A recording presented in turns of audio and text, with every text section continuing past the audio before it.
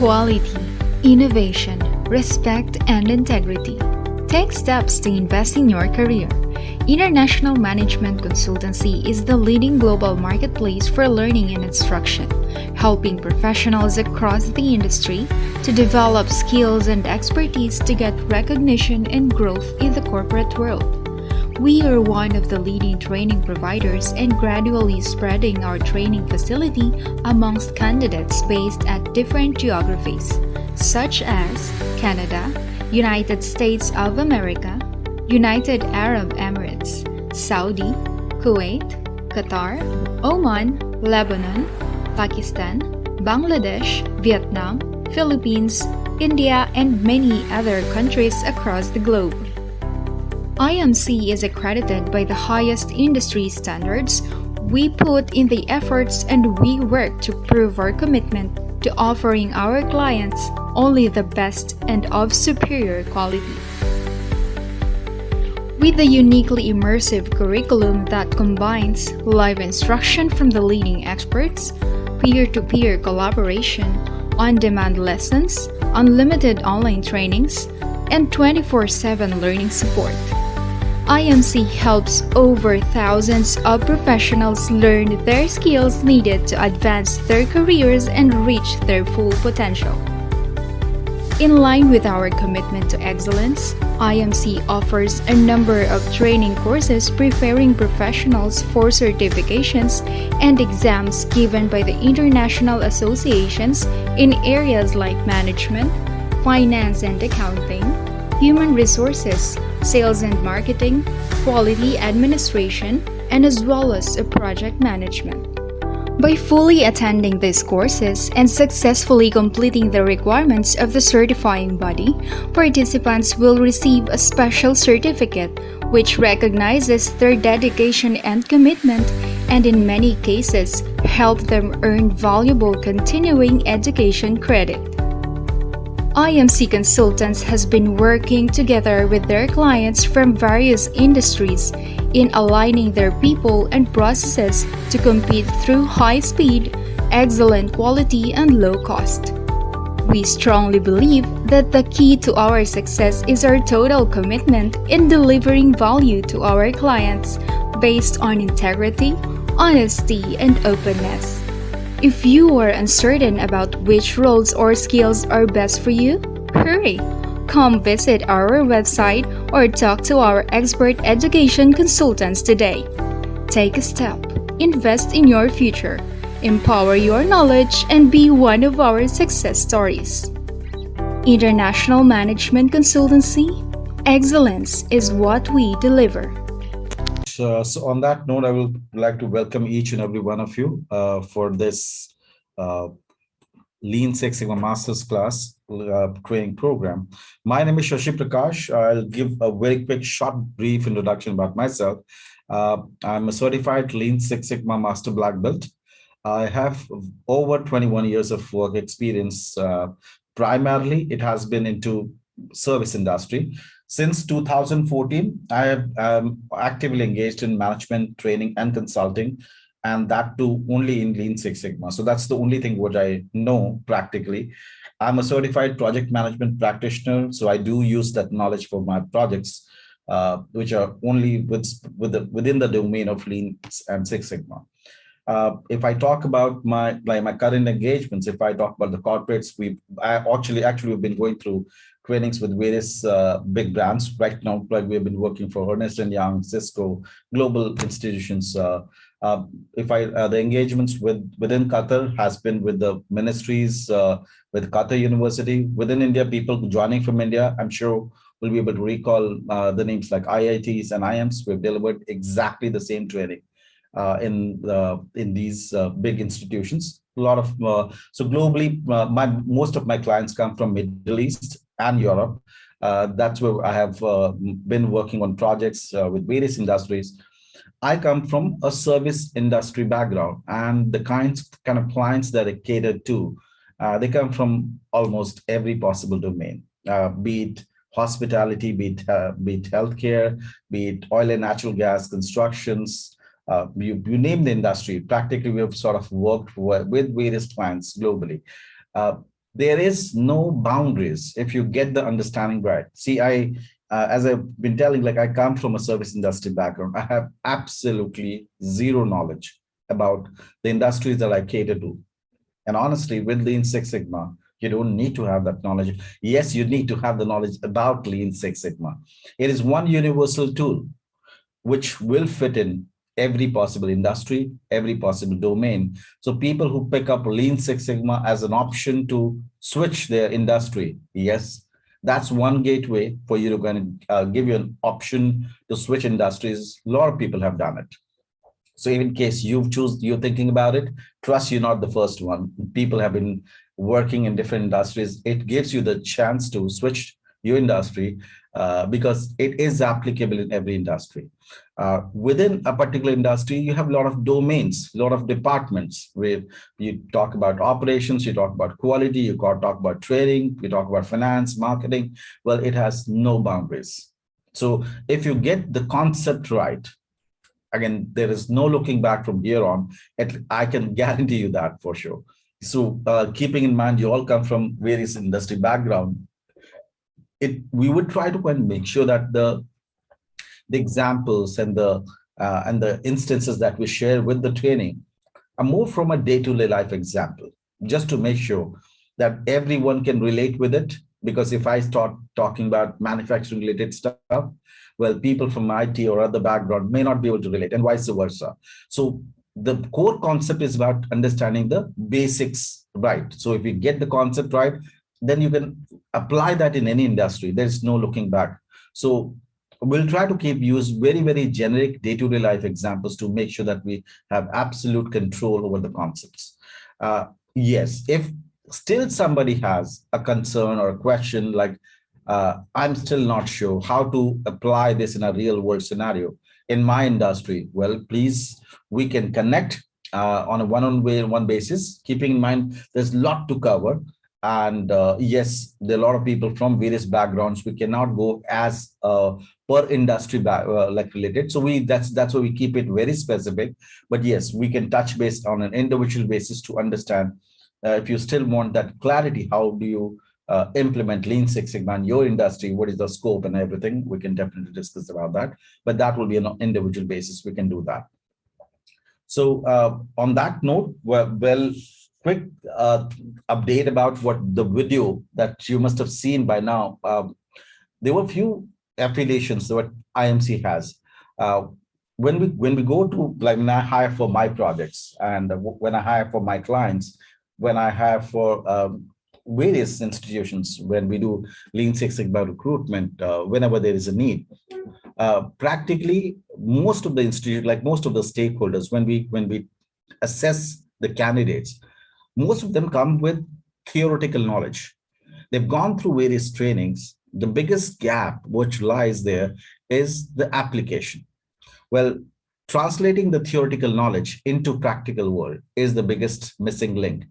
I know probably 20 different topics, but when to use what, in what sequence, that is what is missing. So what I bring to the table here is at the training model on which we can learn the implementation journey. So you would not see any presentation, no PPT in this entire training program. I have never been using any presentation because Six Sigma is a practitioner job. You got to do it and show it, demonstrate the results. So it's not about I can show you presentation and you learn, you mug up something. There'll be no homework, nothing. Absolutely, you cannot do that. Otherwise, it'll be just another paper certificate which gets added on your profile, on your resume, that we have gone through so-and-so training. No, it's an experiential trade. This has to be an experiential learning. You got to practice, you got to do it, and then you don't have to memorize anything. You don't have to mug up anything. No homework, nothing. You do it and you instantly learn. That's how it is. So practical learning is the best way of learning. And I would try to kind of take this entire training program in a way that how a project gets started and how it gets over. So A, you have the certificate, B, you're ready, absolutely ready to go ahead and start working on a project. That's what I would like to kind of go ahead and do. This is just a quick example of and there are a lot of such sample projects. people have worked on, like just after completing the project. These are simulation projects. So I will be talking about all that project related stuff. But yes, this is how a real world project would also look like when you're working on a Six Sigma project. So we learn about all those tools and techniques, but this is just completed by people who have gone through similar training like you do. And the people who have like 2 years, 3 years, 10 years experience, honestly, we are going to start from scratch. So everyone is on at a common platform. If you have experience of project management, that's the added knowledge. Your existing knowledge is definitely going to be coming helpful. But yes, rest we will start from scratch. We'll go to the end. But I would like to see at this level of understanding. This is just one of the sample project that I have here, but they're multiple and people work. So I will be sharing data. We'll talk about those project related stuff. But this is what I would like to see by the end, not just paper based. No, passing an exam is not a big deal. Honestly, you all will be able to pass the exam.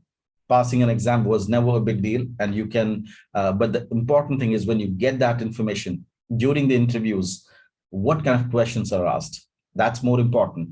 Uh, if you have this level from knowledge, pretty much there's no interview which will be a roadblock for you. You know exactly how it's done.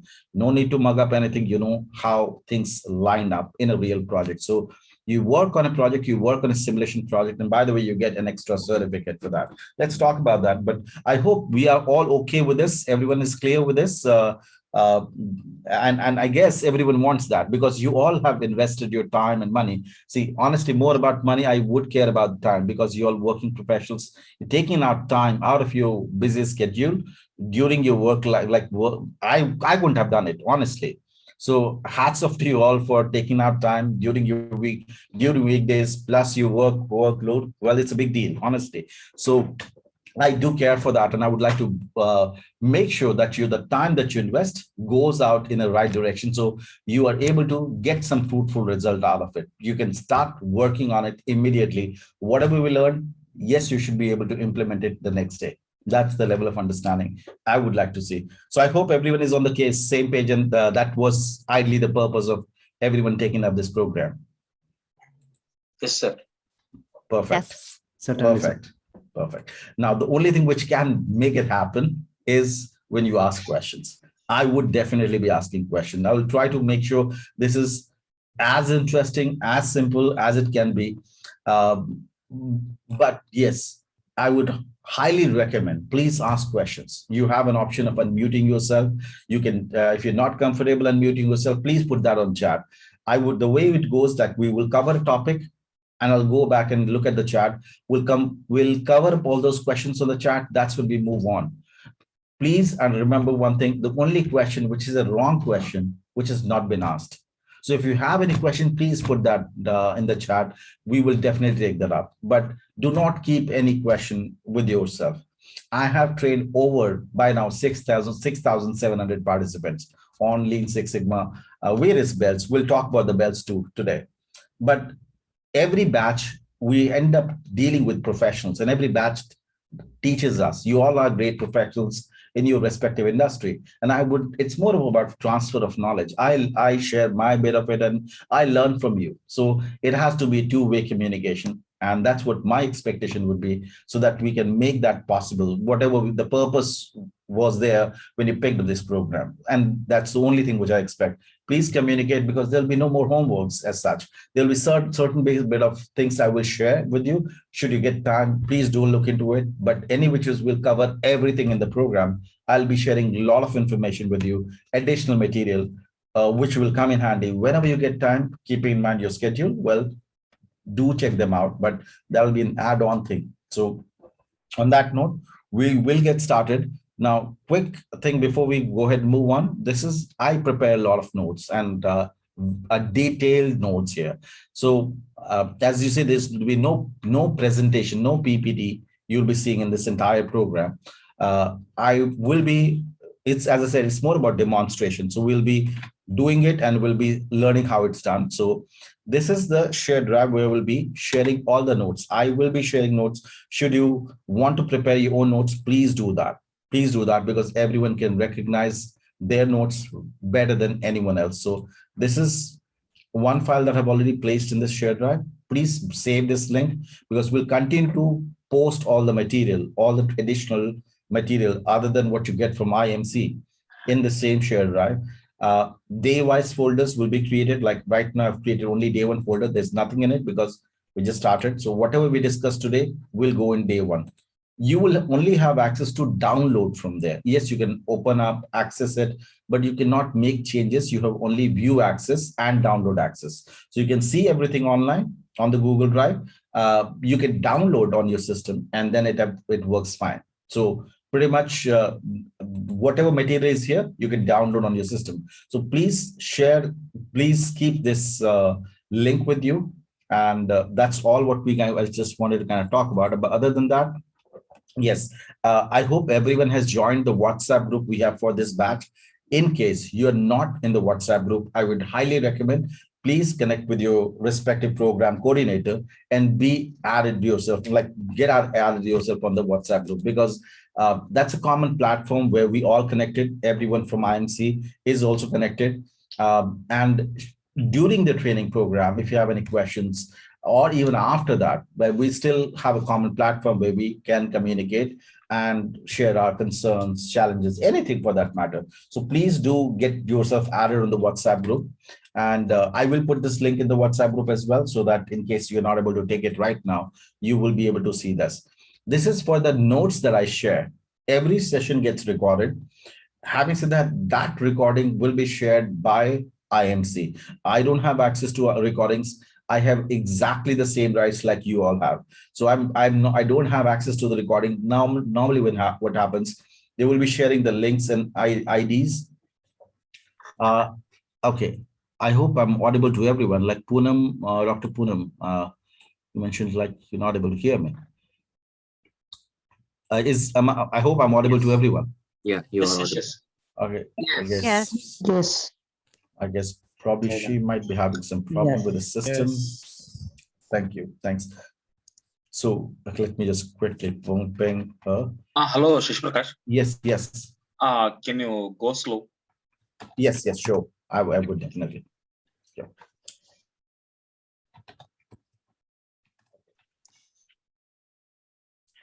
Okay. So next thing I would like to kind of share is these are certain links that we will be in the Lean Six Sigma program. We will be covering various phases in these phases, like or stages, how Six Sigma gets implemented. Now there are mock tests which are there. These are additional ones which you get from IMC. There's the one in your portal which you can access, but these are available with you for all the phases that we will cover. Please check out this mock test once we are done with this particular phase. Don't try out initially as like being inquisitive. Say we covered the defined phase. That's when I would recommend you to go and try this mock test, so you can test your knowledge, how much you've remembered, which areas, which type of questions you're not comfortable. So that will be a quick test. So if at the end of every phase, when we're done with a particular phase, you can try out these mock tests. I have shared all the links for this mock test all in advance, but just wait for the phases to get over before you try them out. Other than this, a small doubt. Yeah. These links will be available in the portal. No, these are not in the portal. These are ones which I'm sharing. In portal, you get additional. So they're more. Other than this, there's more material in your portal. These links we can directly access in the Google. Yeah, absolutely. Just copy paste in the Google. It'll be able to see that. Yeah. Okay. Thank you. Yeah. And the last bit, yes. So the recording bit, you will be getting another link to access your recording that will be coming from IMC. Generally, recordings are available the next day. So today we're having the session. Tomorrow afternoon, maximum by tomorrow afternoon, you should see IMC sharing those links, how to access the video recordings of this session recordings. But this Google Drive link is for the notes. So remember, there will be two different drives, one for the session recordings, which will be shared from IMC. The one I'm talking about is what I work on, and I will be sharing my notes and a lot of other material will be in this Google Drive. So please just keep them separate. So this is purely for notes, and there's one which will be shared by IMC for all the material they will be sharing, including the recordings. Last but not the least, this is the link for Minitab. Now, Minitab is a software which is used by all the people globally in terms of Lean Six Sigma. Corporate level, it has sort of become a mandate now. People are looking for Six Sigma professionals who have knowledge of working on Minitab. We've been doing a lot of trainings for corporates just for Minitab. So this is one of the, like, it's specifically made for Lean Six Sigma people, like very expensive for as an individual, but we get 30 days free trial version, and the trial version is a full version. So you can fill in the form, download the Minitab, but I would request you don't do it now. I'm sharing the link, but wait until we're done with the fourth session. Once we're done with the fourth session, after that, we will require Minitab. You cannot download Minitab on a tab or a mobile. You need a proper laptop or desktop. And remember one thing, you can only install Minitab trial version on a system once. So I would request you not to try out right now, just to save extra days. Please make sure that once we're done with the fourth session, I'll personally let you know that now we will start using Minitab. That will be the right time to install Minitab, so you can save days. Unless you have multiple systems, then you can try out this, because it can only be installed once on a particular laptop or a desktop. So the link is available with you. I will definitely come back and share when to download, but all the relevant links are available. So we're sort of done with the basic information that I had to share with everyone. I will be sharing this link, these links, the Google Drive link in the WhatsApp group as well. But please do reach out to your respective program coordinator if you are not in the WhatsApp group. So you will be added in the WhatsApp group so that you will be able to access this link and plus everything else. So Excuse me, sir. Yes.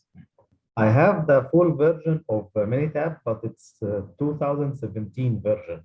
There is a big difference? No, absolutely. I still love the 2017 version. That's my understanding also. There's nothing better than 2017. Whether I've gone to 2019, 20, honestly, I cannot say. The best version till date they had was 2017. Any which ways. I still use 2017 also. Perfect. All right, so on that note, we can get started. We're done with the basic, and unless anyone has a question, because if there are questions regarding the which belts and all those things, we'll be able to any which ways cover up. So on that note, we will get started with the first thing. Is Lean Six Sigma one word or two different words? Is it one thing, Lean Six Sigma, or Lean or Six Sigma? They're two different things. Two different things. Two different things. Perfect. Two different things. They are absolutely two different things. Yes. So as I said, I will be preparing these notes. I'll be sharing these notes in Google Drive. But if you prefer making your own, please do that. What is Lean as per your understanding? Anyone wants to share? What do you think? What is Lean? In case we have heard about this, individuals will do everything from scratch. Anyone who has idea about what is Lean? Free from unwanted things. Perfect. That is correct. That is correct. Right. Free from unwanted thing, the waste part of it, right? Absolutely. Yeah. Kind of benchmark for the kind of optimum utilization of resources. 100% correct, sir. You're right about this. Delivering value from the perspective of the customer. 100% correct. So we're getting all the necessary inputs. Thanks a lot. That makes job easier. So let me sort of redefine and restructure the same information, keeping in mind what kind of response the recruiters want to hear. And I'm talking about these recruiters who are frontline recruiters, the first set of people whom you interact during your job interview. These people are not the technical ones. These are people more from HR perspective, the first level of interview. The when you pass that gate, the first level of interview, that's when you go and interact with a master black belt or a black belt during your final technical rounds. So you got to pass the gatekeeper, and they are given certain set of questions generally, and they would like to match those words when you give a response. So we're just trying to kind of rephrase this question, this definition. It's identification and elimination of waste from the process to increase efficiency without compromising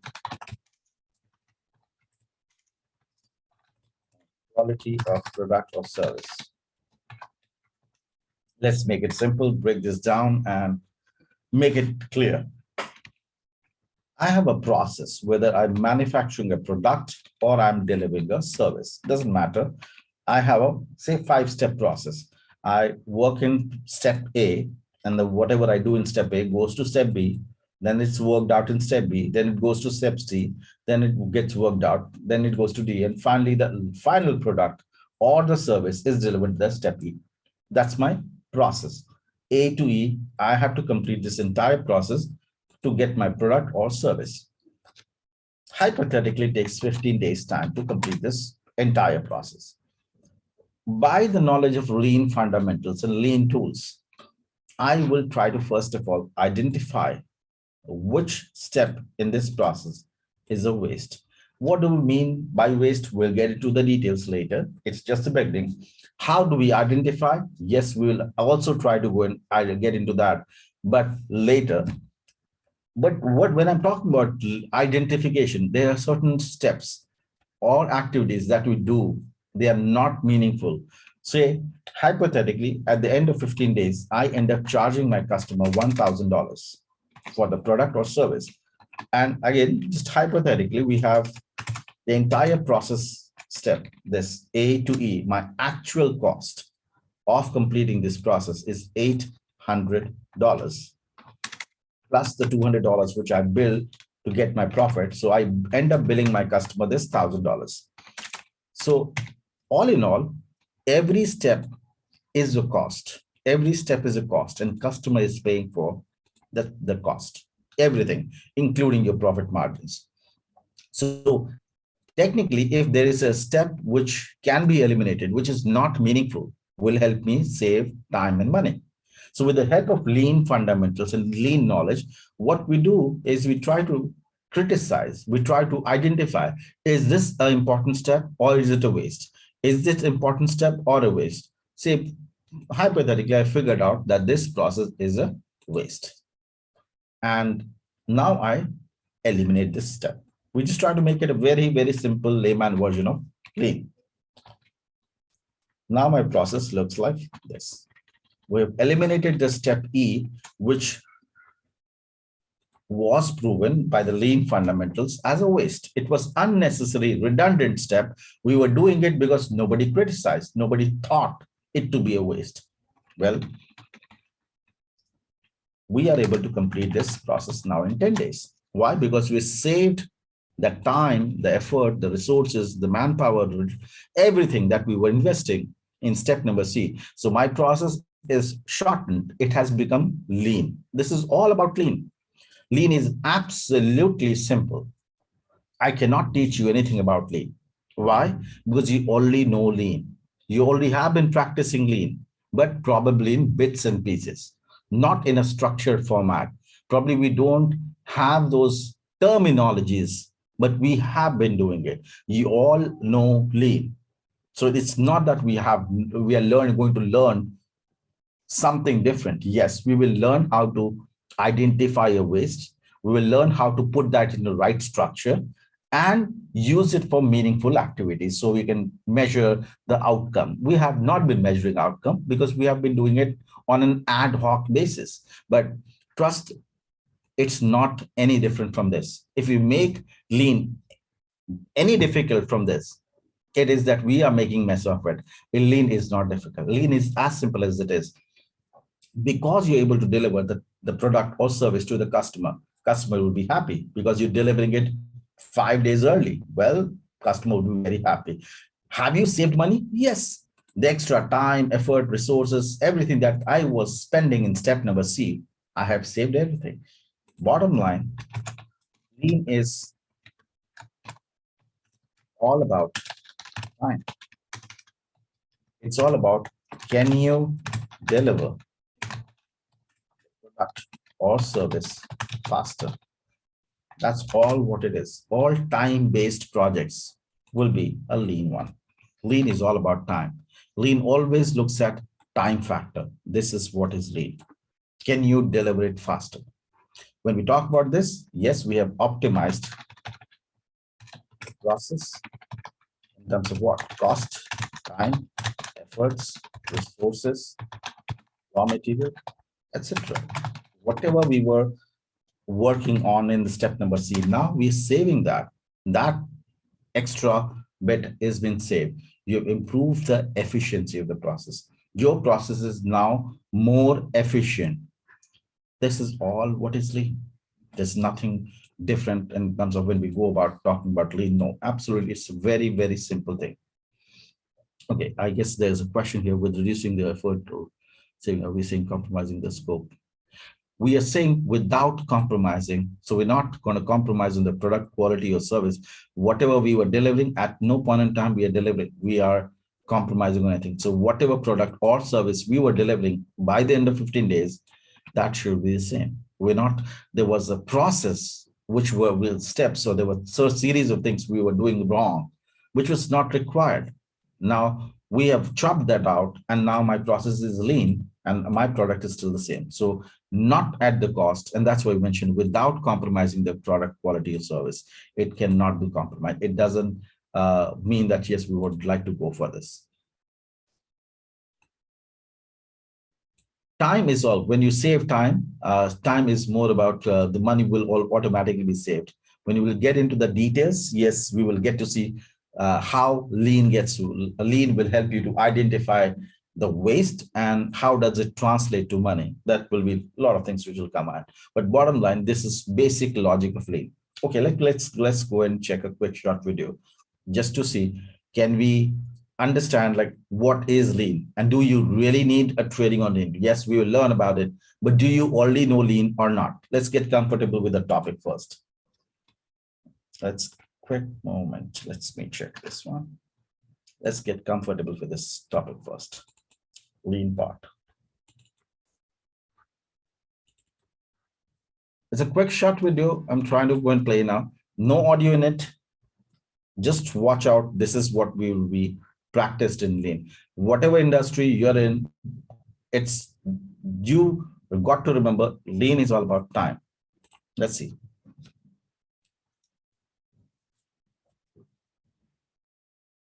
We are counting every single activity that we're doing, and we also monitor how long that activity takes. I mean, in the end, we have to deliver it faster. Every single thing that you do, that's what you're going to be doing.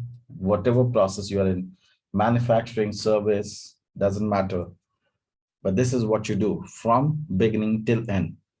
Keep a track of every single step that you do. How long does it take? And we'll get into details. What all do we check for? But it's just very commonsensical. We can check this out. Just get comfortable with lean. If you understand what could have been done better in this, you already know lean.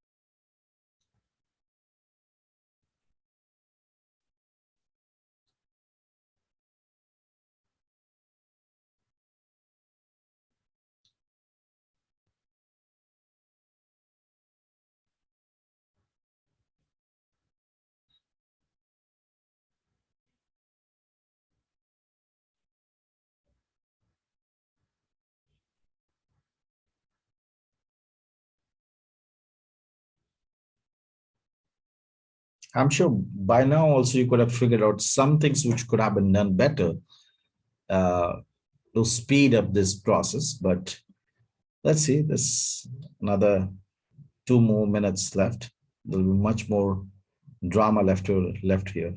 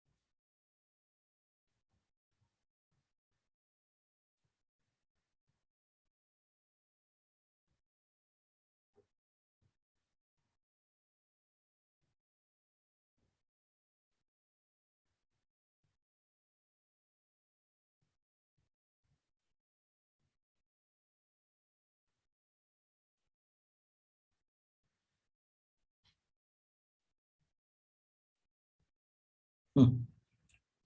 Well, what is the customer requirement now? Wait.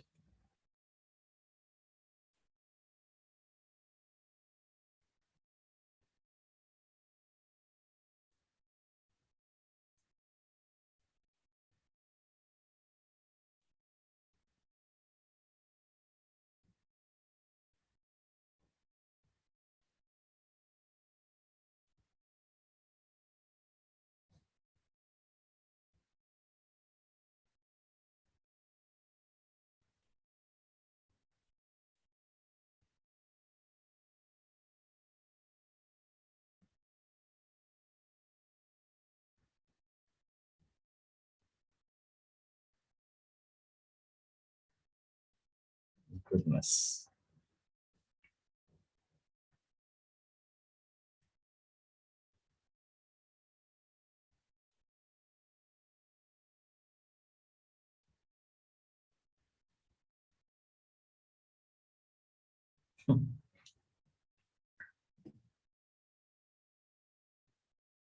All right, so I hope we already have some suggestions, at least what could have been done better in this case.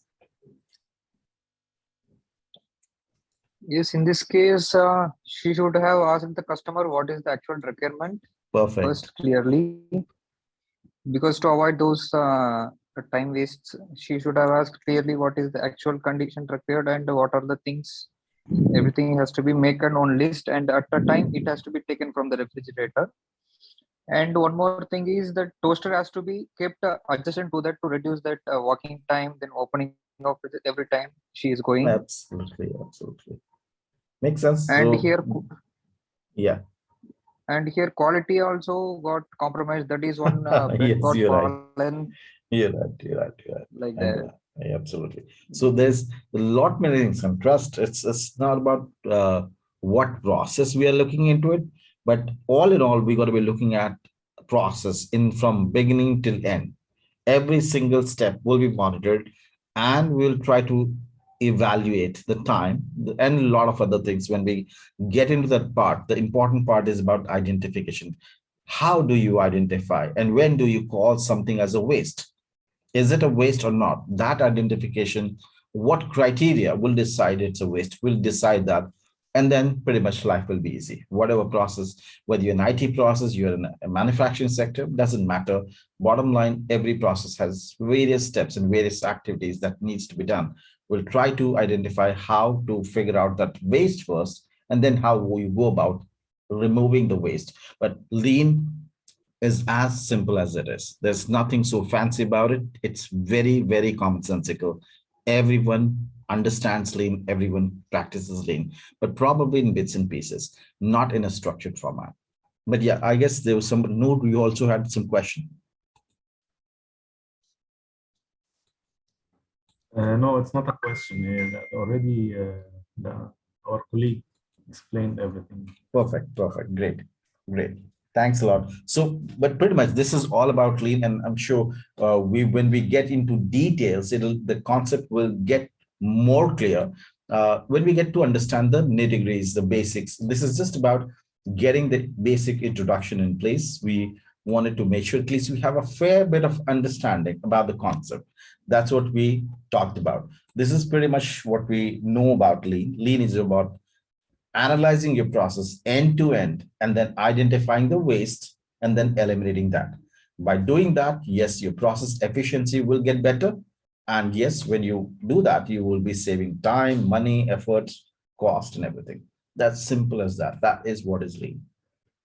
It is practiced by by almost everyone globally. Good companies definitely practice lean. Well, Six Sigma is a different ballgame, absolutely different. But before we go to that, yes. Yeah, I was going to say, can I add another observation about the video? Yeah, please do. Okay, so other than the fact that John is honestly ordering a lot of bread, that's a lot of bread, pieces of bread. Yeah. But actually, when you look at the activities, some things could have been done in parallel, or You're like right. while, yeah, some things could have been done while she's waiting, which you can't control. Yes. You can't control how long the toaster will take. Yeah. But then there are some things that you can do while that is happening. 100% correct, ma'am. You're absolutely correct about that. Yes, without any doubt. Lot many things could have been like. So see, the layout was not correct. The first understanding the customer requirement wasn't correct. Things could have been done parallelly, 100% correct. So there are a lot of things which were not right. And yes, within our organizations, whatever process we would like to improve upon, that process has a lot of such steps. So it's all about knowing what is the criteria. When do you call a step or an activity as a waste? That needs to be understood. So we will and actually be spending one complete day on lean. Lean is not big. So we'll be doing one complete session on lean. That way we'll be able to start from beginning and go till the end. Some bit of calculations and a lot of lean will try to kind of uncover end to end, but that'll be one day. We will understand. It'll be technically on the fourth day is when we complete the lean part. So we'll get into details in terms of lean on the fourth day. So, but I guess it's okay with everyone. Basic understanding is clear with everyone. Yes. Yes, sir. Perfect. Now let's talk about Six Sigma. Anyone wants to question what is Six Sigma? It looks into quality. Absolutely, yes. And how to reduce the variations. 100%. And so thanks for sharing that word. I was waiting for variation because till the time I won't have got variation, I would have continued asking the question. Yeah, thanks a lot. That is what the crux, what people are looking for during job interviews is specific words. Unless until you give that word variation, your answer will be incomplete if you're giving definition about Six Sigma. Variation. Let me just put that together. It is statistical approach to reduce variation. When I say variation, I write down defect. We'll explain that. To increase effectiveness of the process. Now, practically, we need to break this statement down. First of all, when we say Six Sigma works on effectiveness and lean works on efficiency, very common question, at least in the last 1.5 years, very common. A lot of people do ask this question. What does Six Sigma work on? Efficiency or effectiveness? What does lean work on? Efficiency or effectiveness? Should be clear. Lean is about efficiency. Six Sigma is about effectiveness. What is effectiveness? And so thanks to you, ma'am, for giving that answer, because all the required elements were shared by you. Now, when talk about effectiveness, it is the other way. Sorry. Yes. In construction, the variation is additional. Why is it defect? I'm sorry. In The case variation means in construction is always in additional works. It's not in the contract. This is the variation that in infrastructure project. Yes. Yes. Variation means it's not defect. Correct me if I'm wrong. No. So variation, are we talking about this variation part, right? You're talking about this one, this section. I talk about the variation. This is what we were talking about, variation and the defect part. Yes. let No, me my go. question is variation is defect or variation is additional work like that. No, we'll just I'll be that's why I will go ahead and break down every single segment here. So it's just to make sure we understand variation is not just any additional. We'll have to understand the statistical approach or the statistical perspective of it. Variation is something which is not desired by the client. Variation is what customer would treat as a defect. Let's understand that. I'll give you an example first. We want to kind of make sure that we understand the terminology here. Effectiveness. Effective is nothing other than quality percentage. So when you use Six Sigma, it enhances your quality. To increase the quality of the process, you use Six Sigma. How do we do it? When you reduce the variation in the process, variation, the defect, obviously basic logic. If you reduce the defects in the process, your quality gets better. No rocket science. When we say, how do you do it? It's a statistical approach. It's a data-driven approach. Nowadays, the new slogan is the data is the new oil. Everybody wants to capture data. You install an application. They want to access everything in your mobile phone. Everyone wants data because data will help you to take more rational business decisions. So when you use data, it can help you understand many things which are not visually understood. Lean works on observation. What is visible to you? You looked at that process. You saw certain things which were not right. Lean can help you. This can only help you fix what is visible. That's all. Lean can only help you fix what is visible. Six Sigma, this will go beyond what is visible. When you want to go beyond that, that's when you look into Six Sigma. I was going to say, but that can be challenged because when we talk about data, you talk about historical sometimes. Right. So that alone can't be a best predictor. No, that's not like so we're not alone, but in some context. So when we just trying to kind of relate with it, basically when we're talking about data, it will see lean is just about you observe the entire process. You were able to see certain things which were not right. You could fix that. But when you talk about Six Sigma, where does it get into picture? It gets into picture when you are able to see variations in the process. Let's take a simple example to understand that phrase when we say reduce variation. Let's check this out, quick one. My client gave me an order, probably I got an order to manufacture, say, whiteboard marker. And my client specifically mentioned that I need markers which should be 5.5 inches long. Well, understood. I manufactured some markers. This is what I got.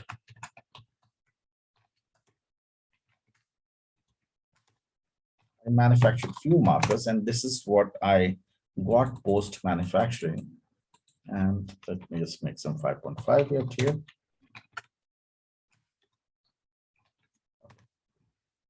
So is this 5.5? No, that is variation from 5.5. It's less than 5.5. Okay, that's a defect. Is this 5.5? No, that's a variation from 5.5. That is a defect. Is this 5.5? No, this is again less than 5.5. That's also variation. This is less than 5.5. That's also variation. This is more than 5.5. That is also variation. What is on target is what is quality. Anything plus or minus of 5.5 is a variation. And that is what customer would treat as a defect.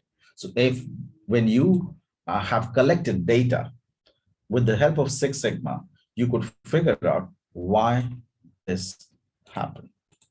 When you're able to use statistical tools and techniques, you will be able to, that's what we will be learning.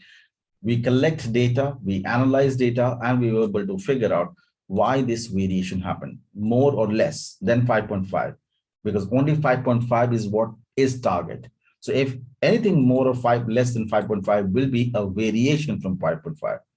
That is a defect. Customer would treat that as a defect. So with the help of Six Sigma, you will be able to figure out why this happened, and you will be able to fix it when you know why it is happening. How do you figure it out? Through statistical tools and techniques. You perform some statistical tests, and that's how you figure out why that is happening. So this is, when do you go about, you see, you may use Six Sigma, may not use Six Sigma. That's your choice. Lean is non-negotiable. Whichever industry you're in, lean has to be implemented, come what may. It is non-negotiable. It's the platform, the foundation on which Six Sigma practically works. The companies where they have great lean culture, Six Sigma will show true colors. But unfortunately, the companies where lean is not implemented properly, Six Sigma struggles there. The foundation of Six Sigma will always be lean. So it's very important. Well, see, that's why I always say, whether you want to do Six Sigma or not, your choice. But lean, you have to do it and get it in your process, come what may. And that's what we'll be getting started with. Like, we'll be getting to details to understand it better. But have you heard about a number, a performance standard with reference to Six Sigma? Any number that you've heard about? If I say my process is working at Six Sigma level, what quality percentage are we talking about, or any kind of standard that you have heard? 2.5 defects per million? No, little like in between. It's actually any specific? Yes, 3.4 per defects per million opportunity. Let's break it down and understand this. Some people say 3.4 DPMO. It means 3.4 defects per million opportunity. You got to memorize these terms. We'll understand it, the details of it, any which ways. You'll end up learning it through multiple ways. Few things you've got to memorize. The level of Six Sigma standard is at Six Sigma level. If I say my process is working at Six Sigma level, the maximum probability of having a defect in my process is 3.4 in a million. If I was manufacturing this 1 million markers, the maximum probability of having a defective marker would be 3.4 out of 1 million marker. That's almost like a zero defect. In a 1 million, 3.4 doesn't stand a chance. That's the level of Six Sigma performance. When do you use Six Sigma? For when you want to take your level, like performance level, to an absolutely high level, practically unbelievable radical change will be brought by Six Sigma. You don't use Six Sigma in every situation. We'll get into the details. When do you actually use Six Sigma? What is the criteria? We'll deal into that. But this is about phenomenal change in your performance.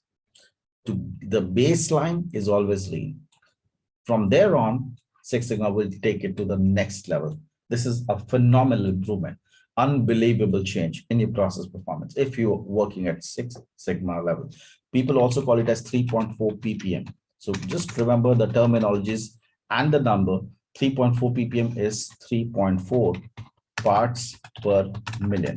You might hear people calling it either 3.4 DPMO or 3.4 ppm. Meaning is the same. That means if I give you 1 million chances or 1 million products, anything, 1 million, the maximum probability of having a defect is 3.4 out of 1 million. How much does it translate into quality percentage? So got to remember, this is defect rate.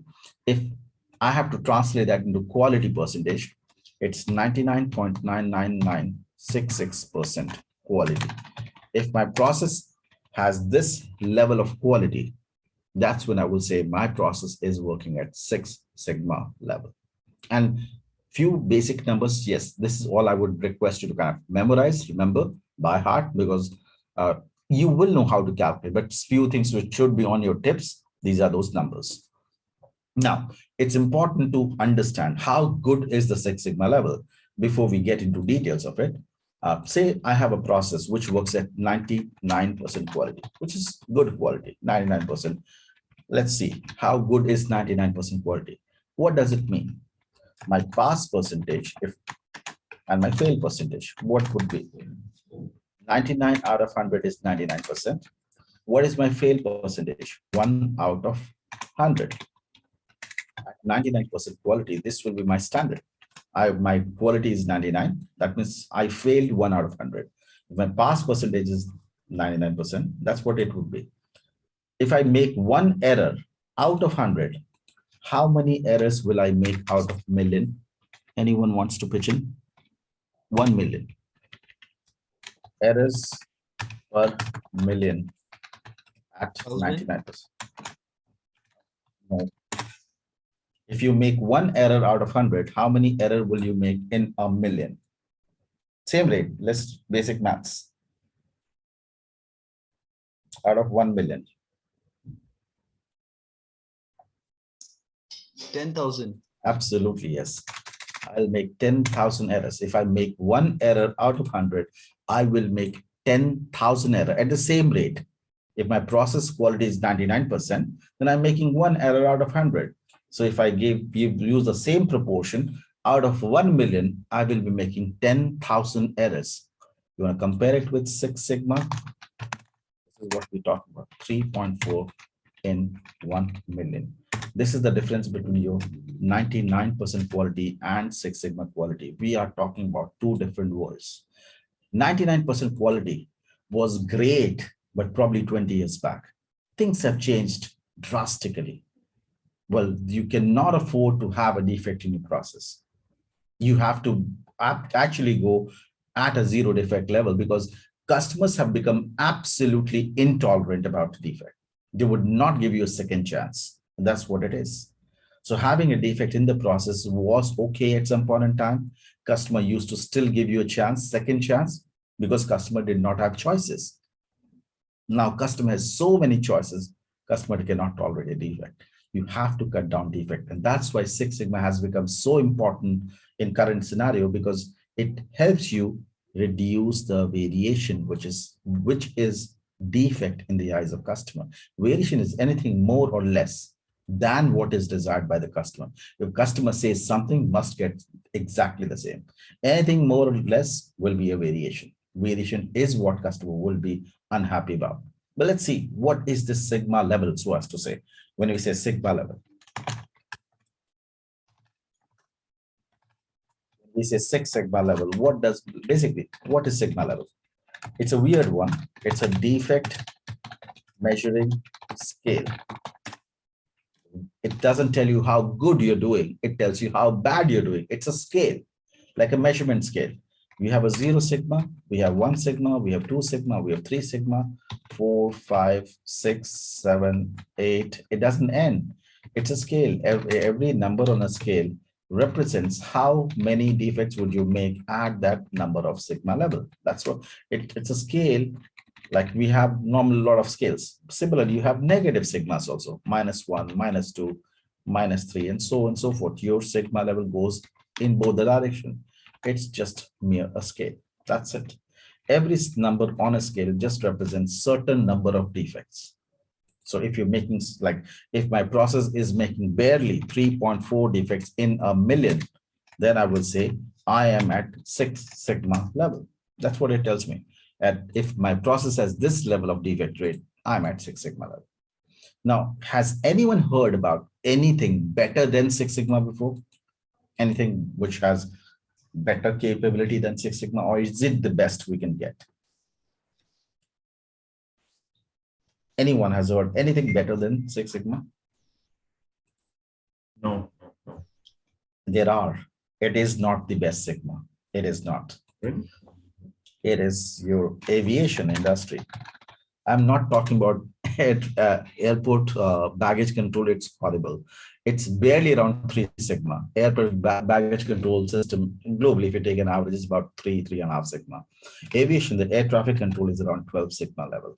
We talk about pharmaceutical industry, they're around 11 sigma level. Well, NASA, space programs basically, they are almost around 12 sigma again. Nuclear reactors. Well, why these are at higher sigma level? Because 6 sigma is horrible for them, absolutely horrible for them. Just think about a situation. Would you be comfortable boarding a flight when you know out of 1 million flight that will take off, the probability of crash is 3.4 out of 1 million? Sorry, no, it's bad. So many people can die. It's a lot of risk. Pharmaceutical industry, why there is so much of hue and cry about COVID vaccines? Why can't you just make vaccine and give it to everyone? No. One error is a huge error. So many people can die. You cannot approve a wrong vaccine. That's what it's critical. One error is a big crime in these industries. Space programs, absolutely huge. The cost of one space launch per launch would be like, it's absolutely, it's in some probably millions or billions of dollars, or don't know. But nuclear reactors, so many people can die. This could be fatal for, like, it's very bad. These industries cannot afford Six Sigma level. They have to be much better than Six Sigma. Well, barring that, these rare industries, for everyone, Six Sigma is standard. Why then Six Sigma? Why not 12 Sigma standard? Why? Because with normal process improvement steps, with statistical steps, process control, your project management tools, quality management tools, you can use all those tools and techniques without automation, without heavy investments. You can upgrade your process up to a level of Six Sigma. But beyond Six Sigma, you generally need automation.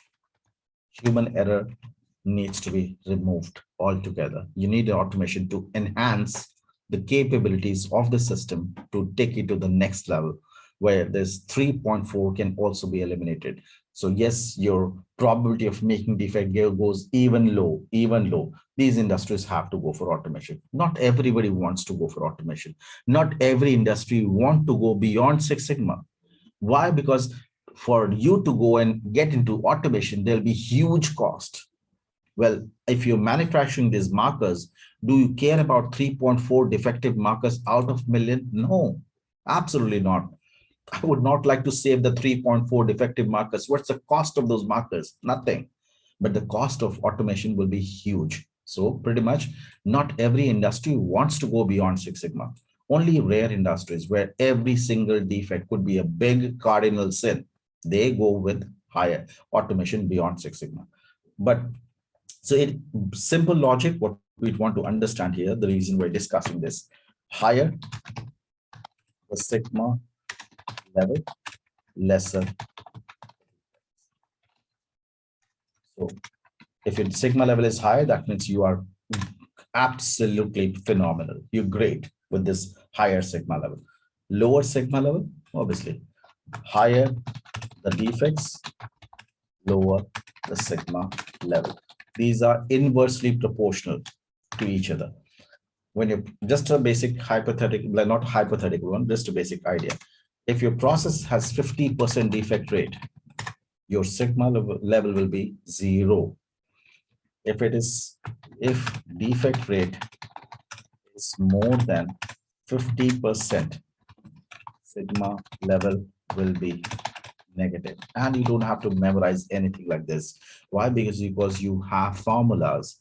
We as black belts will be supposed to learn about multiple methods of finding Sigma level. And I'm just going to give you a quick demonstration of one of the formula. We cannot get into details, but as I just played that video, just wanted to make sure that you get comfortable with the topic, because it's not difficult. Neither Six Sigma is difficult, nor Lean is difficult. Yes, it's a little different. So even with Lean, we'll get into details, little bit of more technicality. Yes, it's different, but it's not difficult. Same goes with Six Sigma also. It can be technical, yes, but it's not difficult. We will be able to understand this, but this is just one quick example how to calculate Sigma level. I'm just telling you one method right now. We'll learn about multiple methods. Say somebody gives me defect rate and wants me to find out what will be the Sigma level at so-and-so defect rate. So there are two types of Sigma levels. We'll learn about that later. Z or Z, depending on your accent, whether you use a British accent or US accent. I will go with Z. That's what I've been pronouncing. Z for Sigma, LT for long term. So there's Sigma levels, which is called long-term Sigma. What is that? We'll have to wait for that. It'll be early, but just a quick update, how it's done. And there is a Sigma level, which is called short-term Sigma. Short-term Sigma. The two types of sigmas. First of all, this is the actual sigma level. In reality, we'll get into details later. Actual sigma level. This is the reported sigma level. We always talk about short-term sigma level, and this is also called as current sigma level. This is reported sigma level, which is the short-term one. How it's calculated? Whatever the long-term sigma you calculate, it will come from formula plus 1.5 will give you short-term sigma level, fixed value of 1.5. Why 1.5 and all that we will get into detail, because we have to understand the base, the background of it, and a lot of other things into it. But remember, this is basics. This will be what we'll learn. We'll get to understand everything. I would not give you anything and I will expect you to just believe it because I say so. No, we'll get every clarification of it, but it'll be way too early. But let's see, let's understand the simple version. My process has 31% defect rate. I want to find my sigma level. Formulas are inbuilt in everyone's Excel, and that's why I use Excel for notes. Norm sin B. What is the formula? What is the version? We'll understand all that later, because when we get to that stage. 1 minus. Now, what is my defect rate? 31 defects out of 100. 31% is 31 out of 100. Close the bracket. At 31% defect rate, my actual sigma, long-term sigma, will be 0.49 sigma. What will be my current sigma level? Long-term sigma plus 1.5, fixed value of 1.5. This is what will be reported sigma level. So we will say that my process is working at 1.99 sigma at 31% defect rate. This is the reported sigma level. Let's use Six Sigma first, like 3.4 defects in a million opportunity. If we say 3.4 defects, let's see what sigma level. Norm sin B. 1 minus. How much is the defect? 3.4 out of 1 million. That's my long-term sigma. Plus 1.5 will give me 6 sigma. Round it off. This is what you get, 6 sigma. 3.4 defects in a million opportunity is 6 sigma. We'll get to details of it later, but just a quick one so that you have the form. And this is one method. We'll use manual methods to calculate. We'll use formula-based methods. We'll use minute tab also. Let's say random one. Say somebody, I did some audit and I got 674 defects out of, say, these many parts audited. What is my sigma level? Not simple. 1 minus how many defects? 674 defects out of 1, 2, 3, 4, 8. Close the bracket. That's my sigma level for the audit. That's my reported sigma. So I will say my process is working at 3.1 sigma. Last one, let's pick up one negative version also. Say I did some audits and I found, say I got 6 defects out of 10, which is more than 50%. It will be negative.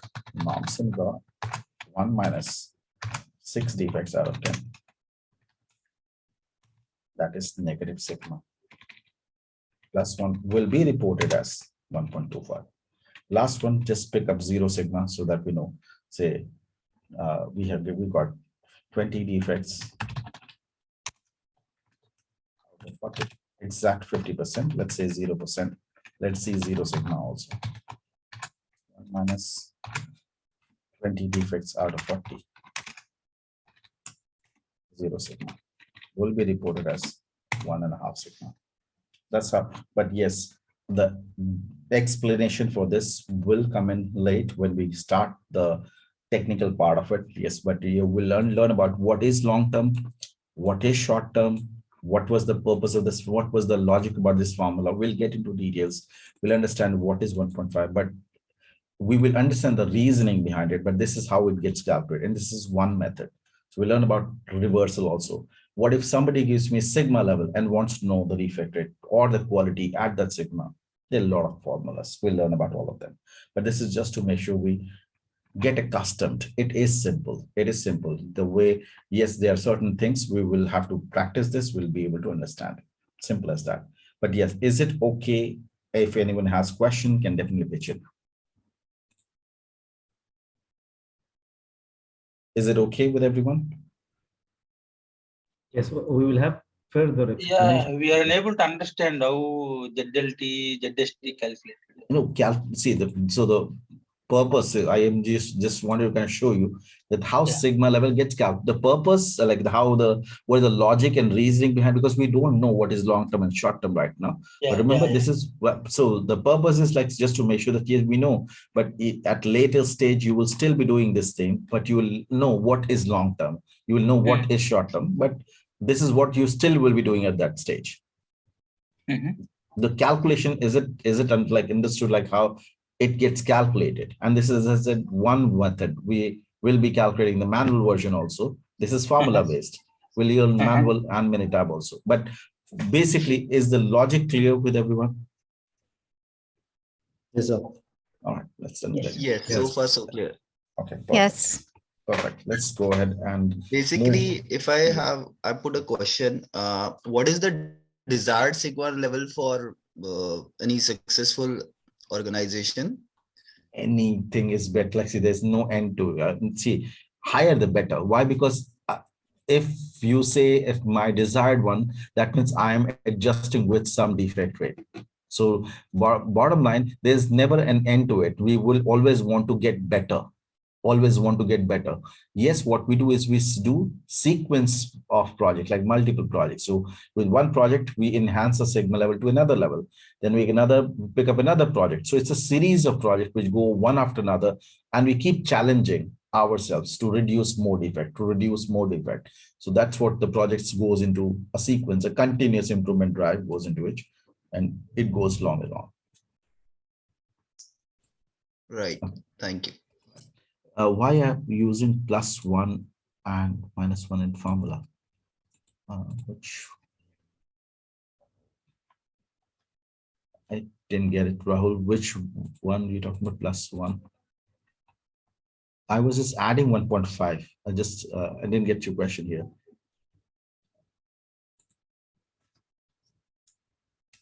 That is the formula is that we'll understand the formulas. This formula understanding will be clear. We'll be able to understand what is one, what is the purpose of one here. We'll understand that, please. The reasoning will come in later. Yeah, it'll be early for us. Just want to make sure that you know you can calculate sigma level for anything. You want to calculate sigma level for your office reporting timing? Yes, you can do that. You want to calculate sigma level for a meeting? Yes, you can do that. How many people reported on time, or we want to know for anything for that matter. If you have a defect rate, failure rate, well, you can calculate sigma level. I hope, Rahul, that clarifies your question, because we haven't gone into the details of the formula. It'll be way too early, but just to give you the basic formulas, you can try out, you can test some of your own data sets to see what is your sigma level, just to kind of give a little glimpse of it. Okay. All right. So moving on to the next section, which is we will not be getting to details of this. Why? Because it's history. We would not do too much of deep dive into his history because it doesn't come into project. So project, nobody wants the history part. But yes, from exams perspective, people do ask this question, some questions from history, and even during recruitment. So we'll touch base on some important elements of history, which we should know, from how did Lean started, how did Six Sigma started, and it's a journey. So we should be able to understand it as a form of a story. Like, first thing, the first evidence of Lean getting implemented is from Ford Motors. Ford Motors, which was managed by Henry Ford, the CEO. These guys changed and brought the industrial mass production. What these guys did, because before these Ford Motors, the Henry Ford introduced a method which we know today as assembly line. Earlier, cars were manufactured by a method called crafts manufacturing. Now, what used to happen in crafts manufacturing?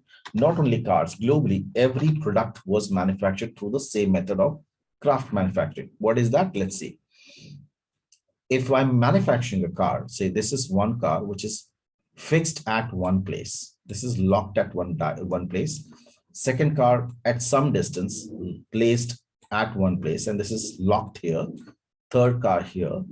So now I'm trying to build a car. So the guy who's fitting in bulbs in a car, moves with all the bulbs, comes to this car, fits in the bulb, drags remaining bulb to this car, would fit in the bulbs in this car, and then drag remaining bulbs and then fit in the bulbs. Somebody is fitting in tire, is moving with all the tires to this car, fit in the tires, then drag remaining tires. It was very, very slow and painful process. And because you were dragging all the material from one car to another, it used to cause a lot of damage to the spare parts. So in craft manufacturing, parts manufactured were stationary, and people used to move from one part to another. This was very slow process. Ford reported numbers say their production capacity was 32 to 35 cars per month. That was the production capacity entire month. What these guys did is they changed the method of production without increasing the manpower. In 1908, they got assembly line, which we use till date, or conveyor belt concept. What happened in this one? Parts started moving and people became stationary. So rather than parts moving, people were made stationary. So if this guy is supposed to fit in the bulb, he's sitting here with all the bulbs right next to him. This guy is fitting in tires. He got all the tires right next to him. And this guy's fitting in seats in a car. This guy's got all the seats right here. There's a moving belt. Car comes in front of this guy. It fits in the bulb. Moves to the next guy. It fits in the tire. Moves to the next guy. Fits in the seat. This speeded up the process. No more dragging. No more scratches. No more dent on the spare parts. It speeded up the process. This started mass production. Their production capacity increased 3 to 4 times. That was massive. And they got into huge volume productions with the same set of manpower. Just the method of production was reversed. Everyone copied it. And thanks to these guys, biggest name stepped into it, and then lean came from them. Lean was not introduced by Ford. What they did was lean time. They started manufacturing cars at much lesser time period, much faster. That's what is lean. But the word lean did not came from Ford. It came from Toyota. Toyota came up with Toyota production system. This is what we know as TPS. It uses lean tools, and these guys revolutionized, and they came up with the word lean. Lean word was introduced by Toyota.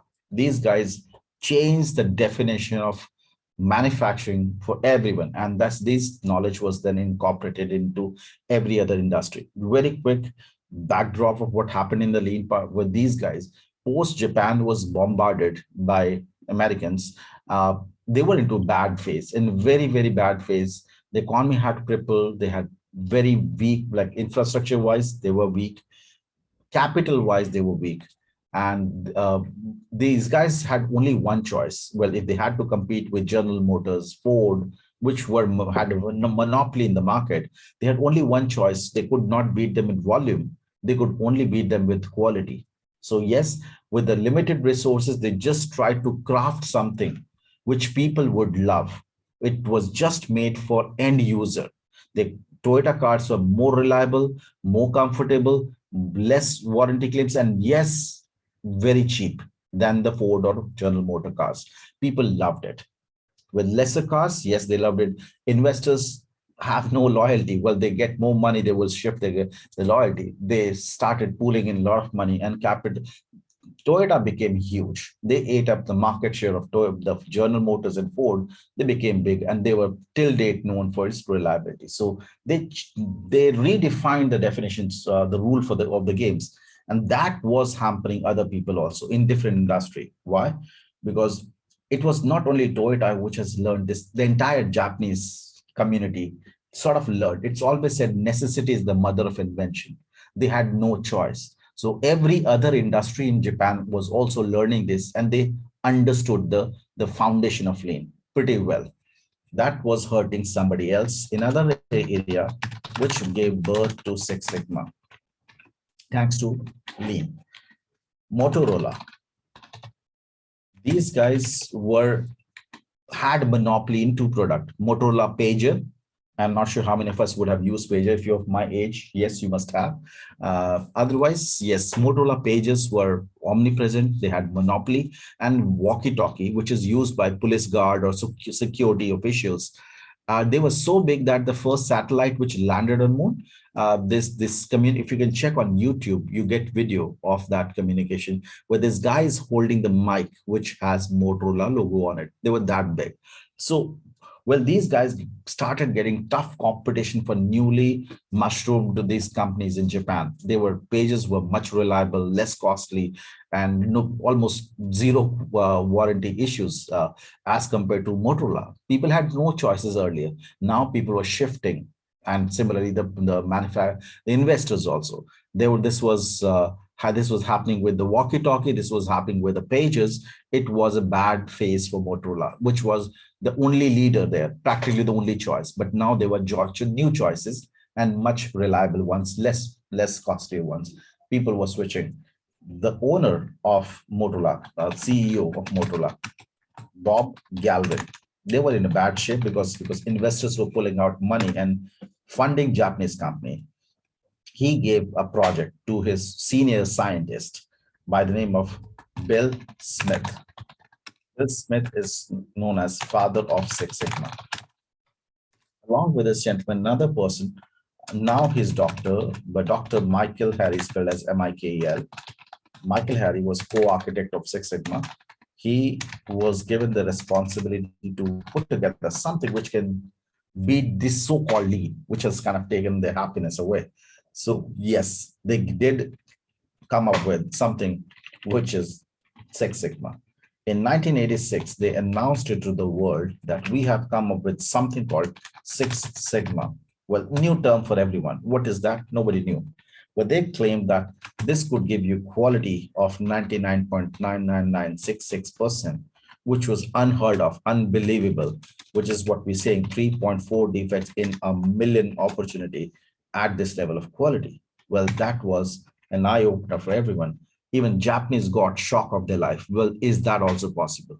Because with lean, honestly, you could struggle to go beyond a 99% quality because it's just observation based. Lean is all about what you see and what you fix. Pretty much it's observation based. What you can't see, which is beyond your understanding, that's where you need to go into data, in finer aspects of data, to understand what is not visible. That's where Six Sigma took that performance to an absolutely different level. And yes, Motorola regained everything they had lost. They became big. They became really big. They regained everything. Now, pretty much right after this, thanks to this gentleman, I always thank this guy. Why? Because this guy never kept this as company proprietary or secret information. No, they announced it to the world and they invited companies to come in Motorola facility, learn Six Sigma, how they invented Six Sigma, how they came up with the logic of Six Sigma, how projects are done, how do we work on this process. This guy wanted the industries to benefit. Well, noble soul, thanks to him, big companies, big ones even till date, ABB, Asian Brown Boveri, globally listed in most of the stock exchanges, Honeywell, Allied Signal, three big companies in different domain stepped into Six Sigma. And this gentleman, Michael Harry, was either hired by Honeywell or Allied Signal to implement Six Sigma there. And yes, these guys were giants in different sector. They reported even bigger profit margins, like in terms of cost saving, they were huge in their world. because the volume was huge. This became very successful. People loved. People started talking about the Six Sigma. Finally, the biggest name stepped in, GE, General Electric, which is even till date very big and has always been very big.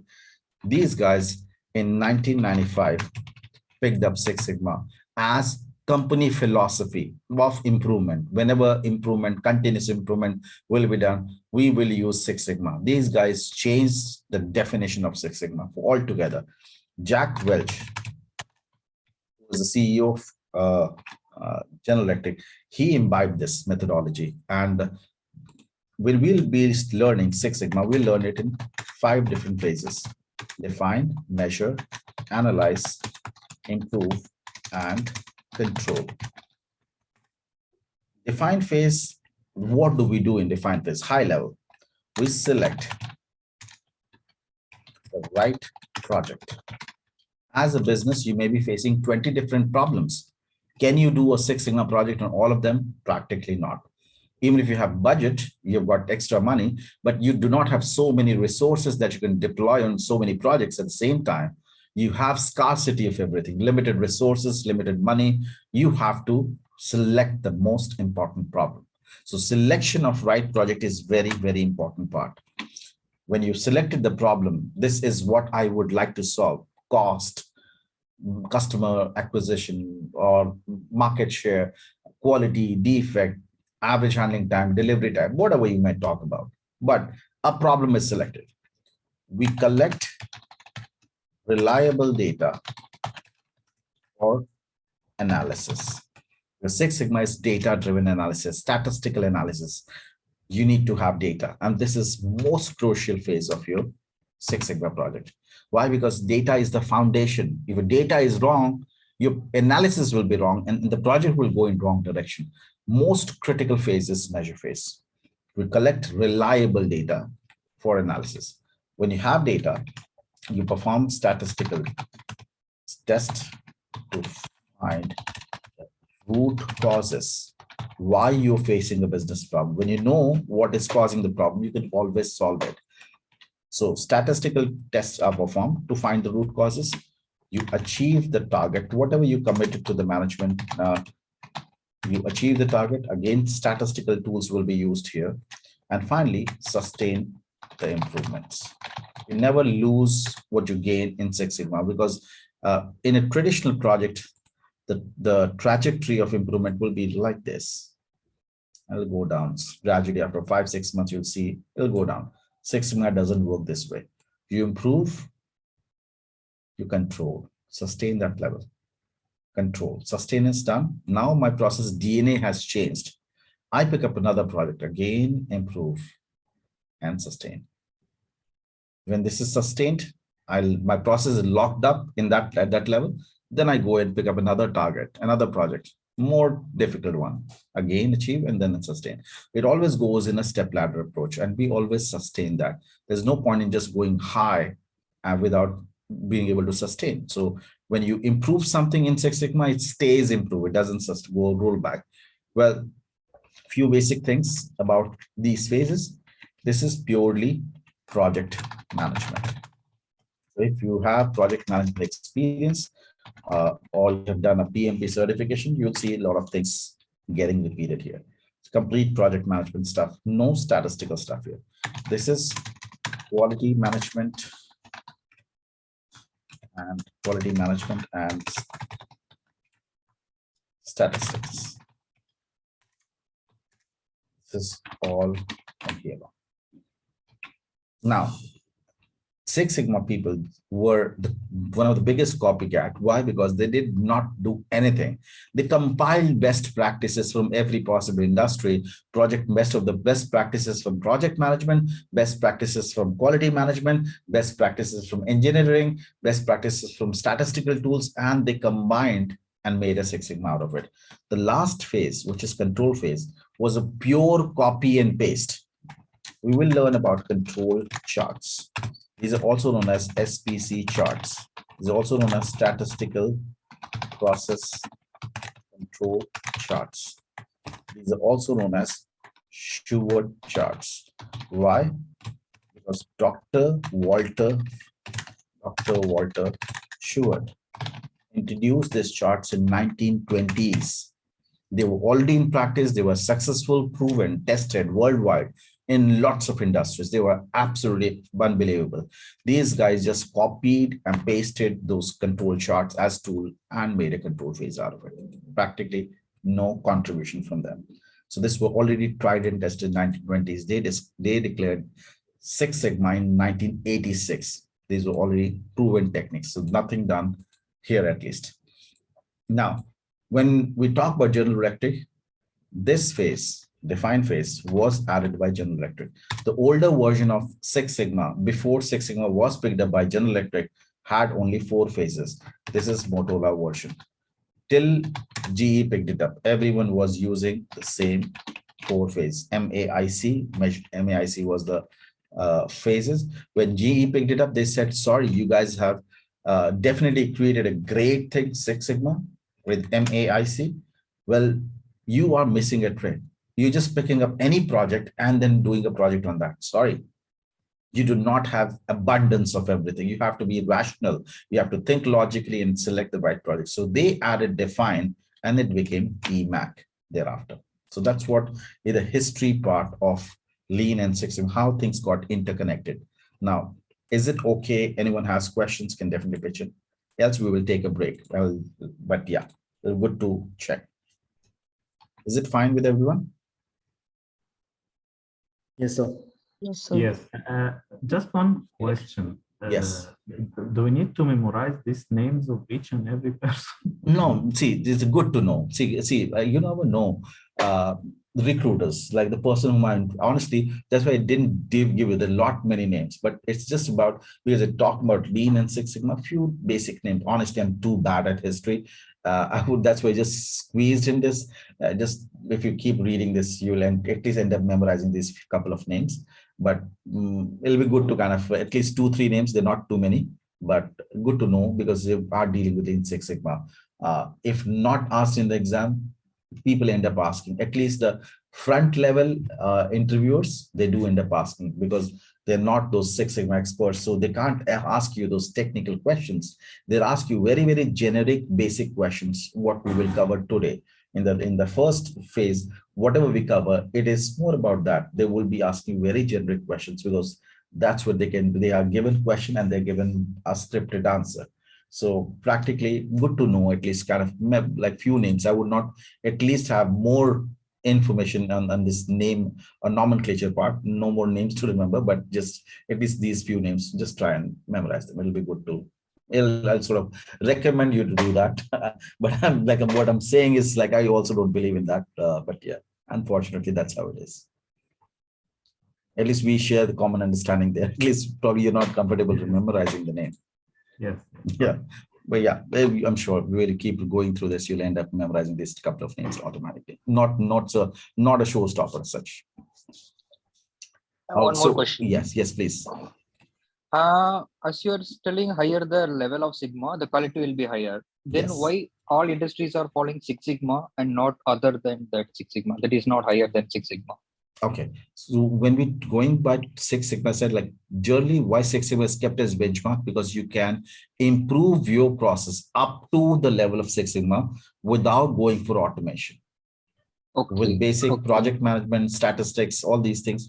Beyond that, it gets very, very difficult to reduce it because human errors will always be there. So for you to take that away, you need manual automation beyond that.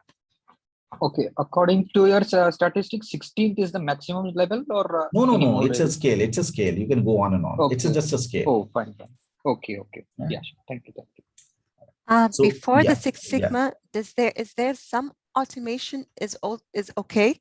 Yeah, absolutely. So see, automation is, if you already have automation, you might already be starting at a higher Sigma level. If your process is already automated, you can still find a scope for implementing Six Sigma. So yes, if you already have an automated process, like I have also been dealing with the automation, which is specific to UiPath, the robotic process automation part thing. We do work with clients. So even with the UI part, when we go for robotic process automation, these guys, even in that, it's the first thing it says, you must stabilize the process first before you go for automation. You cannot automate an unstable process. So yes, Six Sigma is used as a foundation to stabilize those processes.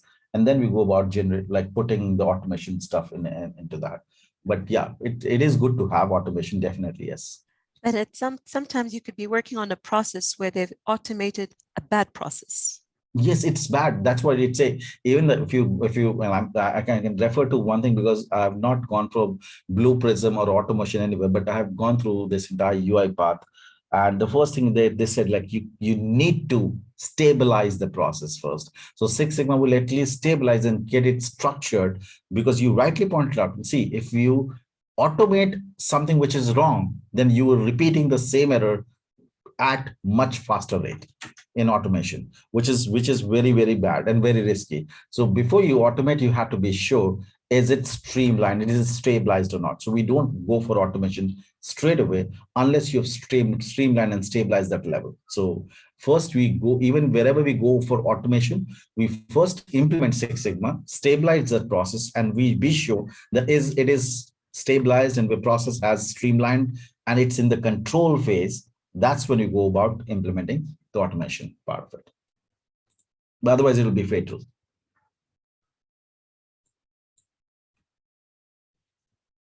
We always go with the implement. See, in whichever level we are in, we still will be implementing. See, Six Sigma is the foundation, at least initially. When it gets into automation, and we only implement go with automation when you know for sure, when you're sure about there's an existing process is stable. That's when you go automated. Unstable processes are not automated. You need to first stabilize, and that's where Six Sigma comes into picture. I hope that answers your question. Yes. All right, perfect. So let's, so as a regular practice with these evening batches, like we've been going for 15 minutes break. So as per your respective time zone, let's join in next 15 minutes from now, and let's resume from there. So because you're all from different time zones. So let's connect in next 15 minutes from now. Thank you. Thanks.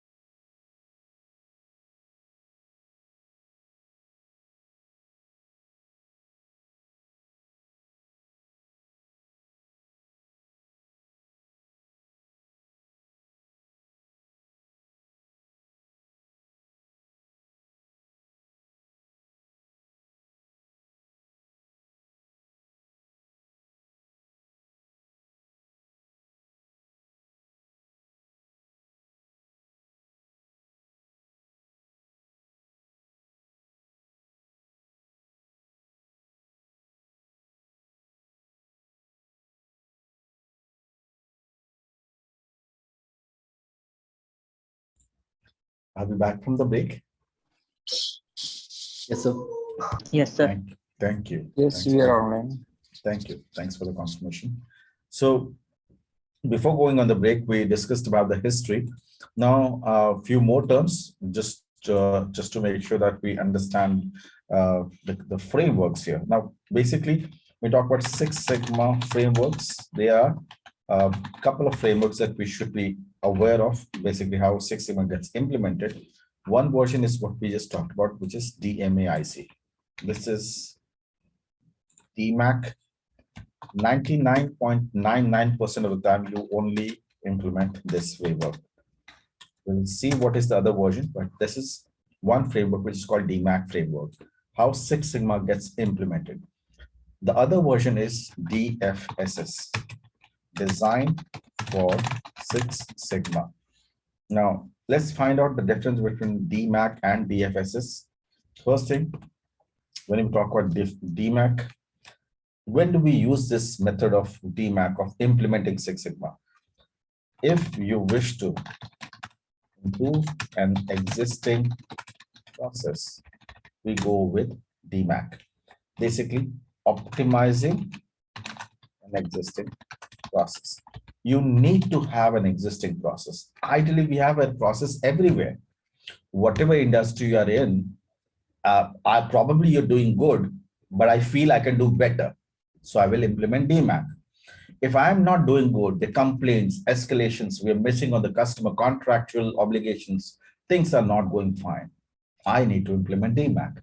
So you have to have an existing process to implement DMAC. Either you're doing good or bad, but you want to make it better, you will go with DMAC. That's why I said 99.99% of the time, you always implement DMAC. When do we go with DFSS? This is when you create a new product, service, design. How do you do it? Statistically, as per customer requirements. Let's high level understand this, and then we'll sort of get into details. Now, when we talk about creating new one, this is not improving an existing one. This is creating a new one as the customer demands. So for example, I have a software firm, and one of my clients who has been using my software for so many years, happy with the way things are going on. One fine day, he happened to visit his friend, and he saw some software which his friend was using. And he was really fascinated with that, because that software could give you tons of report in just a single click, graphs and charts and emails and God knows what not. He comes back and says, Shashi, I want you to give me similar features. Well, I say, sorry, sir. Whatever I may do with your existing software, I cannot give you those functionalities. I cannot give you those features in this existing one. The technology is very different. The platform is very different. That's on a different platform. This is on a different platform. There is no match between these two things. Well, I can make one for you. Well, help me understand, what all do you want? And then I take down the requirements of the customer, and then I design that for the customer. So this is where I'm not improving an existing one. I'm creating a new product, a new service, new design, anything as per the customer requirement. That is when we go with DFSS version. This is primarily bread and butter of people in research and development. This is what they work with. Statistical, hardcore statistical designing. This is only practiced by seasonal experienced professionals in that respective industry. So if somebody is in automotive industry, then the automobile engineer who is into research and development will be using it. Somebody in chemical lab would be doing this. These are all done in research and development lab. So for various industries, you have different R&D departments who do this job. Hardcore statistics. This is done by two different methods. One is DMADV. Another version is IDOV. This is the version through which vaccines, COVID vaccines came into picture, IDOV. This is define, measure, analyze, design, and verify. This is identify, design, optimize, and verify. Let's figure out the difference between both of them. But before we go into the differences basically between them, both versions uses a common statistical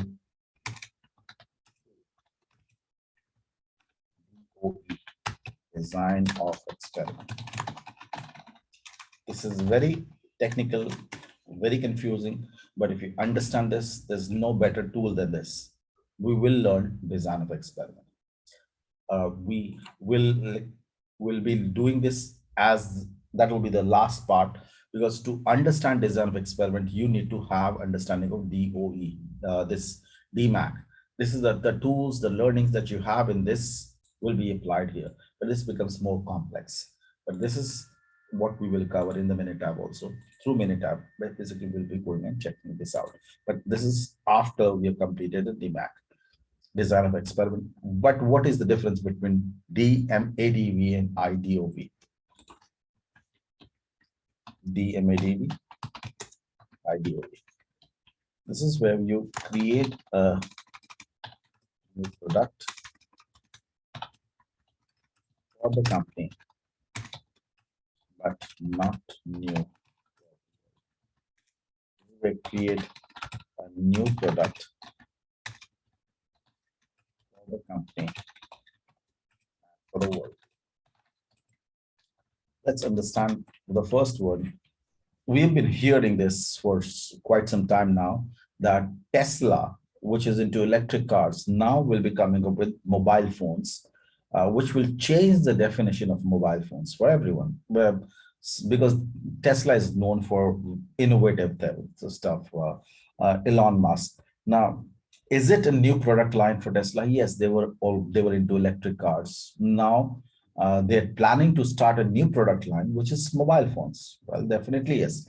Is it a new product for the company? Absolutely yes. Is it new for the world? No, there are already too many mobile phones. We already have them.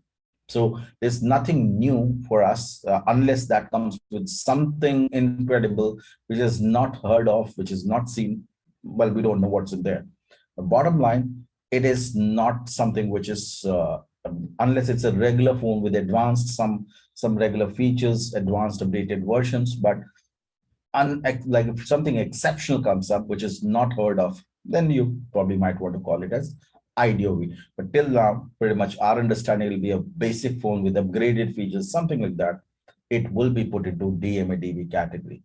Now, DMADV is relatively easy to do. Why? Because you have too much of information in the market, a lot of data. There are already existing players in the market. You have best in the industry. You can purchase the product, you can dismantle the product, you can research and development team can study those features in those products, and you can give them instructions. Well, I need better than this, simple as that. Well, bottom line, you can touch, feel, and understand. You have some reference to look at and then create the product. You have a clear understanding how it should look like. The research and development team can work on that. It's relatively easy. When we come to IDOV, this is true innovation, absolute innovation. You have no idea. You have just a thought. You have end product in the mind, and you're chasing an idea. You don't know how long it will take. Like COVID vaccines. It came when COVID strains were identified, but we were still speculating. How long will it take to get the COVID vaccine? Probably 6 months, 1 year, 2 years, 3 years, no idea. We don't have an existing vaccine. We don't know that there was not enough data, and we were still trying to find out the genetic sequence and stuff like that. People were chasing something. Well, I don't know how long it will take. I'm trying to chase an idea. I don't know whether it'll work or not. So a lot of clinical trials, like they were over, at least what I remember last when I was trying to follow this religiously. There were more than 67 companies who were in the race of getting a vaccine approved. Not everyone got it. So the ideas we are chasing, we may not translate into reality, or may take a lot of time. I don't know how long, because we just have an idea in our mind and we're chasing that. Those companies which were the first ones will be put into IDOV category, because there was new for the company and it was new for the world too. But now if any new company wants to start this COVID vaccine, that will go into DMADV category. Why? Because there's too much of information already there. You know about the genetic sequence, you know about the mutations, so much of clinical trials happened, so many people have been vaccinated, you know how it works, how much of efficacy rate, so much of information. Well, life is a lot more easier to upgrade what you already have, because you have so much of data available. So IDAV, DMADV, whatever you may call this, bottom line, it is going to use this common statistical tool, which is design of experiment. Statistical designing of product or services will be done through industrial designs, are done through all this. Practically, it is pure statistics which will be involved. But this is the last thing we'll be learning. The last topic we'll be learning is design of experiment. The foundation, the tools used there are coming from this. That's what we'll be going through. These are the basic frameworks of Six Sigma. Any questions on this segment? I have one. Yes, The please. example you were talking about was more related to a product. Now, if I Yeah. wanted to use the same logic for a service, say that I have a company, and if the company that I'm in currently delivers training, good training for internal employees. Right. And now the company says, well, we want to see if we can deliver that same training externally. And we want to charge for it. Is that considered to be a design? See, it's more about improvisation. I would not call that. See, it's just about, unless you're creating something new, so you're just probably increasing an extension of your product line. Okay, yeah, that makes sense. Okay. So unless it's not something new. So it's basically, see, it's more about innovation. I'll see, even while you're doing that, I would not refrain from using design of experiment. We did it for a bank. So bank wanted to come up with some strategy which can optimize their sales of credit cards and loans. And this bank wanted us to give them a formula, clear-cut formula, that you should be spending X amount of budget on the marketing strategy, what channel it has to be, whether it will be an offline mode or online mode. If it's an online mode, whether it'll be Facebook, WhatsApp, Instagram, or Google AdWords, well, which age group would you be targeting? Whether we'll be targeting male or female, under which income class, which city. Give me the exact combination so I get an exact some output. So desirable output, which we can exactly get. So here it can help you figure out the formula, exact combination, which can give you a certain value. That's what we will be seeing when we do design of experiment. The system, statistics, the data will tell you, rather than you doing hit and trial with the combination, system will tell you that use this combination and you get this result. That's the beauty of design of experiment. So it designs the statistical output where the system tells you what to do, make these changes in your process, and you get this X output. If this doesn't work, try out this version, try out this combination. So it gives you alternative solutions also. Great tool. So it just doesn't give you the best solution, it gives you alternative solutions also. So try out those combinations. At times, my best solution may be very expensive. I don't want to go for it, or it doesn't make business sense. Then it has next best. So it's a great tool. Honestly, if you understand design of experiment, you would not like to leave that ever. Bottom line, I use design of experiment for regular DMAIC project. This is an advanced tool. So when I'm working on a regular project, can I use this knowledge? Absolutely, yes. This is more advanced. So can I see people who are green belts? Now, next thing we'll be talking about the belts like green belt, black belt, and all those things. People who are green belt trained, they are not trained on this design of experiment.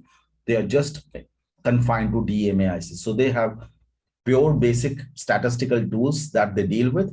But somebody who is a black belt, knows this version plus knows the design of experiment. So if I know the advanced version, it's a tool and I have a knowledge of it, I will definitely use it. And please do use it. It generally comes into picture when we are into improve phase, where it will tell you what to do to get the improvement that you're looking for. Great tool for kind of making sure that what you get is consistent, reliable result. So we'll try to do some simulation activities here in during the session also to understand how it actually works. Pretty much it's one of the best tools. Thanks to DOE, life, whatever changes we're seeing across, it's more in the DOE part. Okay, thank you. Thanks a lot, ma'am. Now, the next thing we have is the belts, the rules, so we all have gone for master's class directly. Not sure how many of us have done a yellow belt before or a green belt before. What are those belts? What are we missing out something, or there will be different classes for those belts? Let's get that clarity. So before we go ahead and define the rules, let's understand, are we losing something if we have not done any prior belts? Let's understand this journey. So I'm not going to explain this from market standpoint, because in market, you'll find the training companies creating those barriers so they can bill you again and again. Let's understand what is done here. So say this is my entire Six Sigma knowledge, whatever 100% Six Sigma knowledge that I need to learn. This is my black belt. 0 to 100%, that's my complete black belt. If I don't teach you completely, if I just start from 0% and I say I take it to 5% only, this is what I call as yellow belt. Only give you, say, 5% information out of it. Now you enroll for a yellow belt, pay for yellow belt, job done, you yellow belt trained. Then the companies, the institutions will make you go for the green belt part. Now in green belt, the portion of the overall portion of green belt gets extended to 60%, the overall 60% of overall syllabus. So say roughly here, this is 60% of it. And this is where I say somebody becomes a green belt. Now, when I'm again going for green belt, I will be covering this yellow belt portion once again. And then that portion will be a repetition for me. And I'll cover till this green belt. Now I'm green belt trained. Now, after that, I'll again make you go, if you want to go for black belt, you want to go for higher level, you repeat the same yellow belt, you repeat the same green belt, and what you learn is next new is just the remaining 40%. What you're doing is you're starting from here, and at one go, you're learning everything from here till here. You are avoiding the repetition of these steps. So you're not missing anything. You're covering everything from 0% till 100% without reinvesting the same money again and again in the master's class. I hope it is okay and understood. Yeah, if anyone has a question there, can definitely pitch it. Then what does master belt mean? See, basically, there's going through entire chain. Then there is a master black belt. Let's kind of list down all those belts, and we'll be able to understand what are the belts there. When we talk about overall belts, how many belts are there? So technically, belts and roles is what we want to understand. What's their role in industry? Belts and roles in Six Sigma. We have something called white belt as well. US, it's generally in practice. Otherwise, people not in many countries. Yellow belt. Then we have green belt. We have black belt.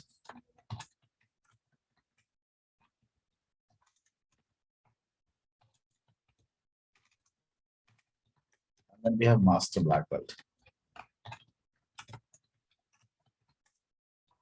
Now, when the program that you're going through is a master's program, that the master's program is taking you till this. Because for this, you have to wait and let's understand the rules. Some more is a champion, and then you have sponsor. These are the terms that you must be familiar with respect to Lean Six Sigma. First thing first, let's talk about white belt. Now, somebody who becomes a white belt, is not a Six Sigma team member. It's just an awareness training. About 3 to 4 hours of training at the max. You just go through some case study. Basically, they'll sort of explain what is Lean and what is Six Sigma, and a case study how people have implemented Six Sigma in your respective industry. So it is, you won't come back and ask, well, what is Six Sigma? Pretty much just to create awareness. So wherever, whichever company people go for implementing Six Sigma, you want the entire audience to be sensitized. Not everyone is a part of project, but you want everyone to be aware of Six Sigma. So people will help you with the project. They are aware what is going on in the organization. So it's more of an awareness training that happens. It's not that these people within 3 to 4 hours can become experts in Six Sigma. No, they're just given basic information. What is Six Sigma? That's all. Team member role starts from a yellow belt. You definitely need yellow belts in when you're working on project. You need people. You're not the one who will be doing it. As managers, my first rule is to make sure that I don't do anything. That's a true hallmark of a manager. A manager which is seen doing something needs to learn the managerial skills first. Because as manager, my role demands to manage, not do it. Somebody else has to do it.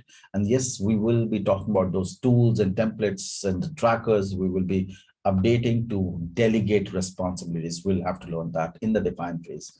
But before now, these are active team members. You need these people, the people who will work as per your instructions. Well, generally, it's like a one-day training. When we do corporate training, in corporate trainings only, when we do it for some corporate, then it's a 2 days training. They get some portion of Dean Belt also covered, make it a little detailed. When we talk about these people, they don't lead a project. Well, obviously, as with 1 day training, you cannot lead a project. Just aware of overview of MAIC. So you get to understand what do we do in define phase, what are the tools and templates, what when we talk about measure phase, what is the responsibility, what all we have to do. These people will not be taught about the tools, but they will be given information, because you will ask them, you'll give them instruction, they have to follow, they understand your language. So yes, say for example, I tell my team that, well, we have to call for a brainstorming session. We will be finding on possible causes. So we'll be doing a fishbone diagram. Now, fishbone diagram, people should be able to relate. So these people will be able to follow that. Well, we want to make a Pareto chart. They should know how it's done, what they have to do, what's their role. We will be doing hypothesis testing, like ANOVA testing, regression testing. Well, these people will be able to understand the language. They cannot do it, yes, but they will get the required work done for you so you can execute. So they will follow your instruction, whatever you say. Bottom line, these people are required for you to get the work done. Very important people, by the way. You definitely need these people in your organization. If you don't have them, then it's your responsibility to train some people up to the level of yellow belt. So they have that knowledge to kind of follow instructions, and they can understand what their duties will be so it will be your responsibility. If you're doing a project and your company doesn't have too many of them, then you do have to kind of to take that responsibility of training those people before you get your project started. Coming to the people who lead the project, green belts and black belt. Now, green belts and black belt, we have to look at differentiation. What is the difference between green belt and black belt? First of all, project management skills. They both are same. Why? Because they both have to lead a project. You cannot have difference in the project management skills. Both have to lead complete project, define till control. They both have to do it. Where the difference comes in is statistical exposure. This is low to medium.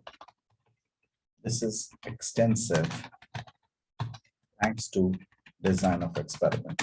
That makes it even more complex. The duration of a project. In a typical world, see, you cannot define a timeline for projects. Why? Because every project is different, every industry is different. The situation, how bad is the situation, how steep target have you kept for yourself, that will define the duration. So you cannot have a yardstick for defining that my project has to be within this time frame, and this is the time frame for a green belt or a black belt project. But in general, if we talk about industry average, most of the project green belt will get over within 4 to 6 months. Black belt projects would typically take about 9 to 12 months. Are there exceptions? Yes. There are exceptions where projects could take about 5 years also. We just completed about like 1.5 years project for a European client who was into publication houses. So pretty much these guys, we worked end to end for them. So practically there was like about 1.5 years project. It varies. It depends on how bad is the situation. Other than that rule, more importantly rule, remember this is not a rule, not a guideline, but culture across the globe is this. The green belts works within their department. Black belt works cross-functional. They will poke their nose everywhere. Green belt will generally work within the department. It's not a rule, but yes, as I said, it's a culture everywhere. The work ratio is 70-30. That means 30% on project. So if I'm an operations guy, I will be doing operations job 70% of time, 30% of time, I will be solving operational problems through Six Sigma project. If I'm an HR person, 70% of time I do my HR job, 30% I solve HR problems using Six Sigma. Why they work within the department? The cost center comes into picture. The salary is borne by the department. The cost of that resource is borne by the department. So obviously the department would like to take the benefits of that resource because I'm paying the salary. The cost center comes into picture. What if somebody is used as shared resources? Then yes, the green belt might be working in multiple departments also. But black belts are 100% on project. They will not be tied to a department. They will work everywhere with every department, 100%. Other than that, what is like if we talk about the one more distinction which is between there is cost savings. Now that is truly dependent on the company. How big is the company? This will be decided by the stakeholders within the organization based on the cost saving of the project, how they would define this as a green belt project or black belt project. And this will vary significantly depending on the scale. If it's a small scale company, they might have a different rule. For large multinational company, might have a different scale. Like General Electric, this is only for General Electric. Anything less than $10 million is called as a green belt project in General Electric, and anything more than $10 million is a black belt. If the best way Six Sigma can be seen or experienced is General Electric till date, top to bottom, everyone understands Six Sigma. And if you need to have a management role, any management role in General Electric, you have to be Six Sigma certified.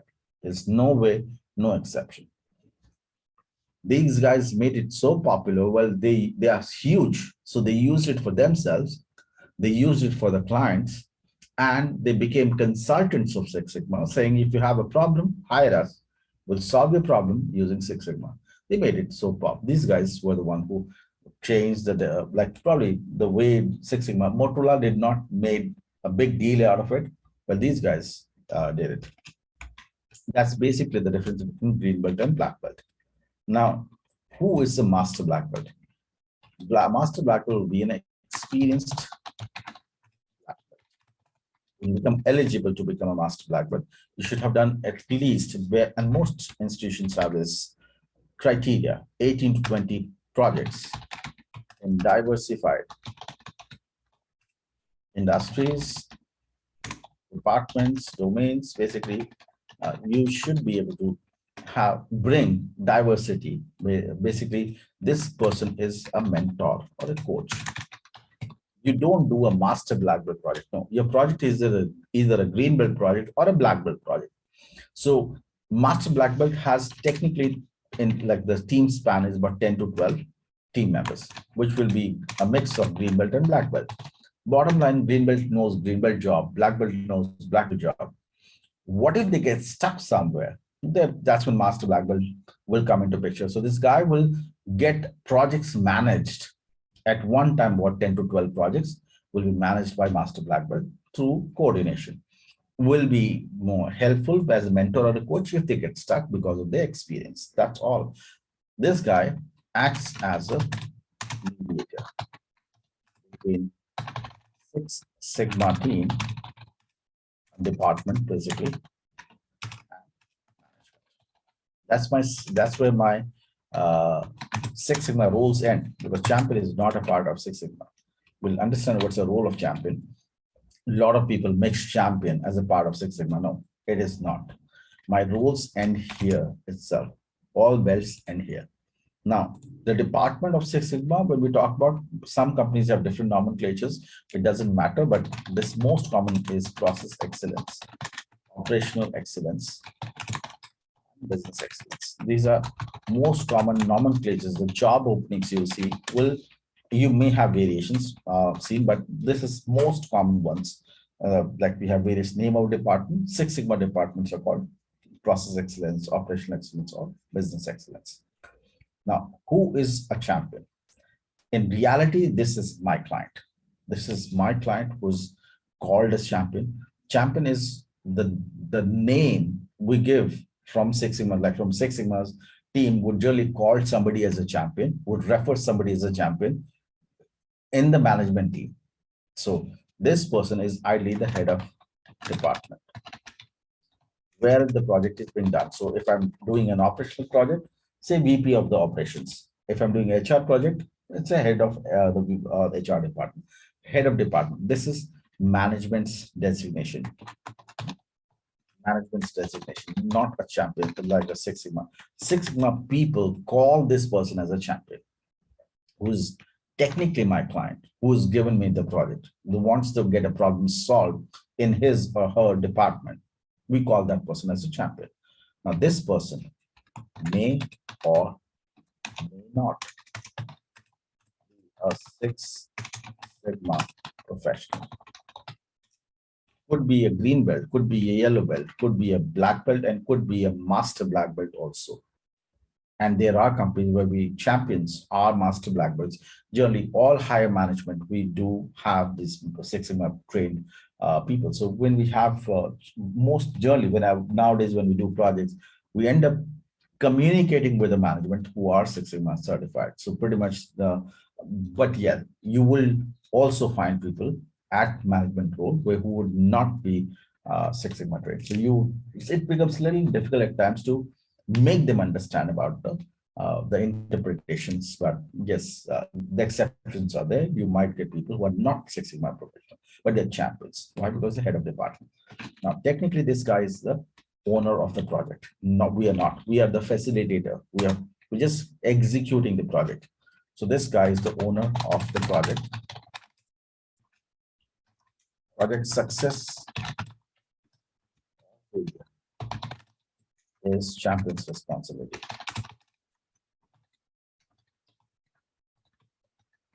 If you face any issues during the project, loop in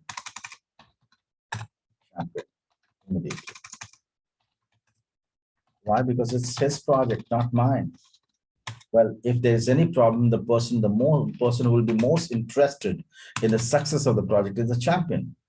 Why? Because if project fails, the champion will get the beating. If the project is successful, the champion will get the credit. So this person helps to remove any roadblocks. So do not wait. If you have a problem, loop in the champion, because this champion has more interest in the project than you do have. Ultimately, this guy has a position in the management, and if somebody is giving you a runaround, somebody is giving you a tough time, was supposed to help you, was supposed to be part of the project, help you with time or data, is not giving you the data, giving a runaround, do not wait. Engage champion, get the work done. Coming to sponsor has no other job to do, funds the project. That's all. So we may or may not be interacting with champion because with the sponsor, because the coordination with the sponsor is generally done by the champion. So how it generally happens, say the head of department has been experiencing some challenges, client escalations, things are not going fine, we are not trending fine. Bottom line, we have a problem. We already have a team of experts, we have dealt with them, they've tried to solve the problem, it gets taken care of, but after a few months, the problem resurfaces. That's when the champion believes that, well, we need Six Sigma people to go and get this solved. So yes, that's when the champion will be coordinating with the process excellence team to have this sorted out. They will put together a plan, and champion will get the funds allocated for the project from the sponsor.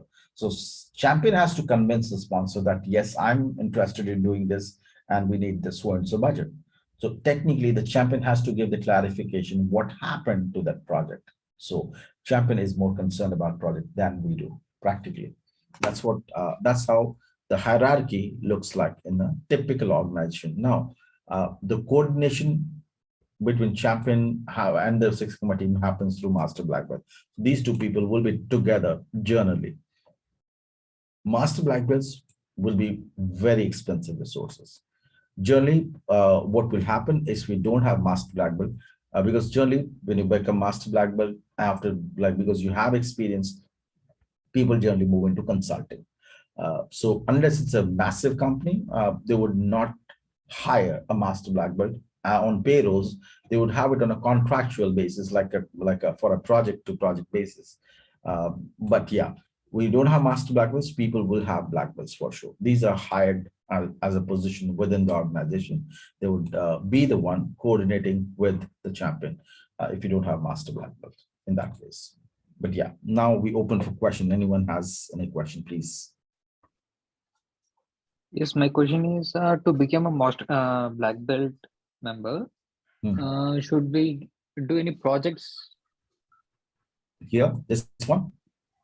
Because basically I'm not from manufacturing department. I'm from product validation, which is done before mass production. Right. So, Even there. Yes. Even there you can do it. Like even there you can do it. Like see, you wherever, it's not about manufacturing, whatever organization, whatever role you have, if you can pick up a problem. Do you have challenges? Do you have areas to improve? Definitely, Yes. Yes. Please do a project and that will be there. That will be counted there. Okay, sure. Thank you. So, hi, sorry, I have a question. So, being a finance professional, like generally I see people who do Six Sigma courses are people, more from quality production, supply chain, etc. So I just wanted to check, like from a finance perspective, where can I utilize the Six Sigma module or learning that I will be gathering from here?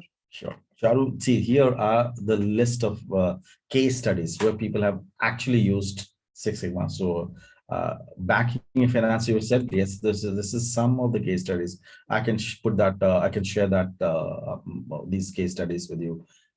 Practically, if there is a process, bottom line, if there is a process and there are challenges, you have a scope for Six Sigma. Wherever there is a process which needs optimization can be taken through Six Sigma. If you want to redefine a process, still you have a process of design of experiment method to create a new one. But in finance related stuff, see the errors, the delay, all those metrics. I'm like, if you have challenges, bottom line, you have a scope of using Six Sigma. We like when talk about, like, just want to kind of label it here. I was just doing like this about not more than 20 days ago. We're working with Ernst & Young. They were into consulting, and they have like about 7 or 8 people from the finance team. Practically, it is something which is independent of what department you are in. If you have a problem, yes, you would have some tools and techniques from Six Sigma which can fit in. You may not be required to do a complete project always. You learn a lot of tools in this one. And if you have understanding of these tools, clear understanding of these tools, you can use them in silo also. You can use them in bits and pieces also. And see, it's quite possible that the company that we're working in, they may not be a Six Sigma culture right now. So it will be very difficult for us to convince the management that we want to do a Six Sigma project because there is no culture already.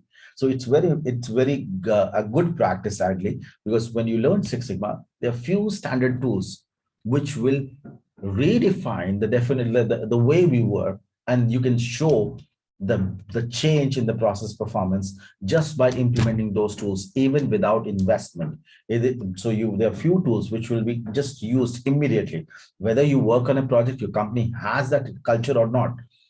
It's a lot more easier to get a project. Say, if I go to you and ask you that, well, I have done my Six Sigma and I would like to do a project, it's very difficult because there will be huge investment required when you do a project. Nobody would be comfortable doing it unless you have like resources. We have done it before. People would be skeptical. If you show them the result before asking for approval, you don't have to actually ask for approval. If you can show them this is what we have done without taking any investment, without doing a project, this is what you have been able to bring to the table. There are a lot of tools which can get you that. Yeah. So sorry, while I agree with the concept that you're like explaining to me, but my question is more around, because I don't have knowledge about or visibility about these tools that we are talking about. Right. So that is where I want to understand that my work is more of related to analytics versus process management. Yes. Like more about, analyzing where are the key priorities or where are the key, buckets where, you can bring in savings, efficiencies, or how can you increase the sales for the company. So it's more of towards the business development side. So Okay, with this, sorry. No, that's fine. That's fine. That's fine. So you are more into like, so you still analyzing data, right? In that case. Correct. So my question is whether these tools that we're talking about, will they be able to because I for every analysis, we define a problem, yes. We have an objective in mind, yes. But there is a standard technique or a standard process basis which you analyze, right? Like you get into the data, you try to slice, dice, and then you try to work over it. So from a process or from a whole concept or a tool perspective, will these tools be enabling me to better off my Absolutely yes. Absolutely yes. Absolutely yes. Absolutely. See, it's all about stat. Like that's why it works. It works universally because it's all about maths. And maths has no industry, maths has no boundaries. So whichever industry you're in and whatever department you're in, maths is still applicable. Whatever kind of analysis you do, so it's statistics driven. So it doesn't matter. So what you have sort of answered it all automatically by when you explained your problem, that you have data, you slicing and you look kind of analyzing it through multiple ways. The tools that we're talking about is going to take you deeper into that. Like, so more, you have much more detailed understanding, and you'll be able to uncover a lot of those aspects which probably we have not been able to figure out on like in real sense. So it is more about getting to those finer aspects of data, which is generally not visible to us. What is visible to us, we can, with prima facie, we can always see and figure out, well, this is my problem. What is not visible to us is what we need to use statistics for, which will help us understand those unseen issues in the data. So we will be able to explore lots of such tools if we go by the journey of Six Sigma. It has a lot of graphical analysis. We'll be doing statistical analysis. It's a mixed bag of it. How to approach a problem. And so I'll be more than happy to share the link for you, and for that matter, anyone. I can put that the entire zip file for all these things, whichever industry it belongs to, you belong to. Kind of definitely go and check this case studies, how people have applied Six Sigma in various industries. I can share a link, like I could create a WeTransfer link and probably or put that on Google Drive. You can kind of download it from there and see how people have been using it in the industry. And to answer your question, your industry, yes, practically people have been using it. We do have a lot of people from finance sector who sort of take it up, because it's applicable there, because you have a process, still that is a process, and you analyzing you, it's probably more into your case, because you're dealing with like a analysis of data. You already have access to data. That's where you have more exposure of analyzing and figuring out more into it. So I'm sure, like, as we go ahead, we'll be able to understand the application of those tools, and we'll be able to figure it out much better. Sure, thanks. All right, thanks, Charles. So what I'll do is I'll put the same data, because this is going to be, I guess it's pretty heavy. Let me just quickly go and check this out. Okay, let me just see how big is this one. Yes. Okay, well, I need to create a WeTransfer link in that case. It's quite heavy. So what I'll do is I'll share a link. You can download it from there on that WeTransfer link. I'll share it in tomorrow's chat, or probably you can put that in the WhatsApp group, the WeTransfer link, where you can click on that link and the entire zip file will be downloaded. So based on your industry, and if you're also interested in looking at another industry, you'll have all possible case studies to check out. So it'll be like easy to relate with. So WeTransfer link is what I'll share, because it makes the job easy for everyone. Is it okay with everyone? Yes, I have Shall a question. Yeah, please.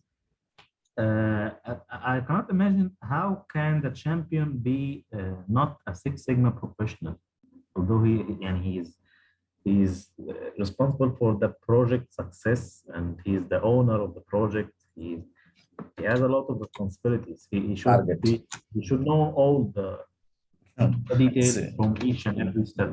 Correct? We are the resources. We are the resources. He just gives us target. Well, I've got a problem. My quality is 85%, 90%. I want it 95%. That's what it is. We are the resources. Well, these guys understand the process. These guys understand the process better than us. But yes, we understand data better than that. We understand the statistics part. Just think about a situation. See, I come from a BPO background, and that's what my background has been like for 14 years. I was engaged with the corporate sector, specifically with a BPO background, and that too into quality, compliance, operations, legal stuff for various organizations globally. Now, coming from that background, getting into, say, if I'm trying to consult in a chemical industry. Now, I'm the one who's a Six Sigma professional. I know project management, I know quality management, I know statistics, practically the Six Sigma packet. I go to a chemical industry and where I have zero knowledge about chemical industry. Well, honestly, first of all, I don't need to know. Why? Because I can't teach a chemical engineer how to do their job. You all are working professionals. You are great. You're subject matter experts in your industry. I can't teach you your job. You are best the way you are. What you will have is an additional tool to it. So when you, for example, when we go and kind of interact with the champion there, which is head of department, this guy knows chemical engineering. He's a chemical engineer, has a problem, wants to get it solved. And based on the understanding of chemical engineering, this guy has tried and tested everything, doesn't know how to solve. I understand data better than that. So I can help them understand where the data is going wrong. I don't know whether it's good or bad, but I can tell you, this is what your data is speaking. Data has its own language. I can tell you, this is how it tells, this is what it tells me. But now you decide it's good or bad. So for example, let me just open up a file. I'll be placing a lot of files, a lot of sample project files. Let me quickly show one. Say this is about average handling time of a process. Some IT tickets are open and there's a various ticket closure time for every, this could be anything, delivery time, ticket closure time, whatever it may be, doesn't matter. Which industry doesn't matter, because maths has no language. Which industry, it is just numbers. For maths, it's just numbers. I can help you clearly understand, like, you can help me clearly understand how much of variation I can expect in the process. Well, we'll get into all these details, but it's a little early for us to talk about this. But it tells me the average handling time in this process is about 18.643 minutes. on an average, which tells me that my process can swing anywhere between 18.07 minutes and can go maximum up to 19.2 minutes in my process. Well, if I have no idea about this industry, well, I can just tell you that this is what your process is likely to swing between. Is it good or bad? You decide. You are the chemical engineer. You decide whether does it look okay to you or not. I can't do that because I'm not an expert. I'm an expert in data, and I'm able to tell you this is what your industry, your organization data tells me. Good or bad, you be able to interpret that. I can help you conduct those analysis and tell you this is what your data speaks. Next stage problem, I switch into healthcare industry. I have absolutely no knowledge. Obviously, I cannot become one day chemical engineer, next day something else. Obviously, it's not possible. Yes, I should be crystal clear about my Six Sigma. That's what is my core expertise, which fits in everywhere. So we don't go and teach anyone anyone's job, because we cannot teach them their job. If you go by the PMP part of it, the project management people, the highest emphasis is always given on the subject matter experts. So your knowledge will never go away, because that's what is the primary tool. Even we have to work with you, but because I need that functional knowledge, but I will be able to add another flavor to it, which is the statistical part of it, which will help you understand where your data is going wrong, so you can fix it. Bottom line, we can't teach you your job. Yes, I can definitely help you understand your data better. I hope that answers your question. So champion doesn't need to be a Six Sigma professional. I hope that answers your question. They just give us target. But this is the target. I want this. Get it done. Bottom line, I've given you a contract. The work has been assigned to you. The contract has been given to you. Well, you deal with it. Because see, I have been doing a lot of trainings, and because right now we're having only like a public batch, but whenever corporates happen, there are only one or two people. Somebody is a CEO, or somebody is a CXO or CTO, anyone who's getting trained. So we have only two people in those batches. And I have been doing these batches for almost like 6-7 years now. Only two people, and that's two. The worst case scenario, three people. All higher management people nowadays are getting trained, like the ones which I'm talking about, the champions. So generally, when we come across champions nowadays, they have knowledge of Six Sigma, but earlier it wasn't the case. But it's getting better. We've been doing, and I still have a few more trainings which are ongoing with the higher management. So practically everyone in higher management gets it done at some point in time for sure. But yes, you will find exceptions where you may not have somebody who's a Six Sigma professional. So is their training different in a way that they get to know, it's just a knowledge, but they don't actually deliver a project? See, I see. Can you rephrase your question? Probably it'll be better for me. Now I'm saying, when you teach these batches that include the CTOs, the C-suite individuals, do they actually go ahead and deliver a project? Yes, absolutely. Oh, yes. wow. Yeah. So we basically, these guys have been, I'm talking about like just a training which is currently going on parallelly before your batch. So I have half an hour difference between your batch and that batch, which is getting over. These guys are into like one of those e-commerce companies which are like in 3 different continents. They're already there. These guys are trying to optimize their existing processes, and then because they would have understanding of this, now they can dictate the terms and they can set up those targets for the team members. Now eventually then we'll be going for training of their managers and all. So these guys are getting trained first, so they have a clear knowledge and understanding of what is being done, and nobody can probably make them like fool around them. Pretty much it happens there. So higher management, it's Six Sigma and lean management. They're two management tools. When we're talking about Kaizen also, Kaizen is bottom top approach. It's a ground level stuff which goes into Kaizen implementation. Six Sigma is top bottom. Lean management is top bottom. So it's the management believes, the management philosophy. Kaizen is the ground level stuff, part of it. We'll talk about when we talk about lean. Yeah. Could you briefly share for this group how the project submission and review process or procedure would look like? Yeah. So we talk about the way we submit the project and all. Yes. So we will be covering that up. So see, we'll be working on the see. I will be when we complete this part of it. I'll be sharing like some bit of simulation project data. I'll be placing all these files in the shared drive because we will be using this data during our training. Plus, you can pick up any project out of them also, and there will be some additional files also. So based on your industry, whatever you're comfortable with, you can pick up the project. I will be reference project files, which I will be sharing. So you can use that as a reference to build up your project. And remember, will be additional certificate for project. So when you complete your examination, you get your Six Sigma certificate. Other than that, if when you complete a project, which is not mandatory, but if you do that, you get an extra certificate, which can, and before that, they'll be like, you will be working on project, you'll be submitting the project, and they'll go through a review process. So you end up maintaining a documentation trail where will be exchange of emails back and forth. And that's when you will be, once you complete the project, you get another certificate which says that you have completed a project on so and so project. A simulation project has been completed. So that's good enough for you to put on your resume that we have completed so and so project. So we'll be going through that. I'll be sharing all the data. But yes, that project part of it will come once we completed this, so that we know for sure how the entire journey would look like. We'll be doing that. We'll be going that. So it will be a two-step process. First, class and examination, and then the project review.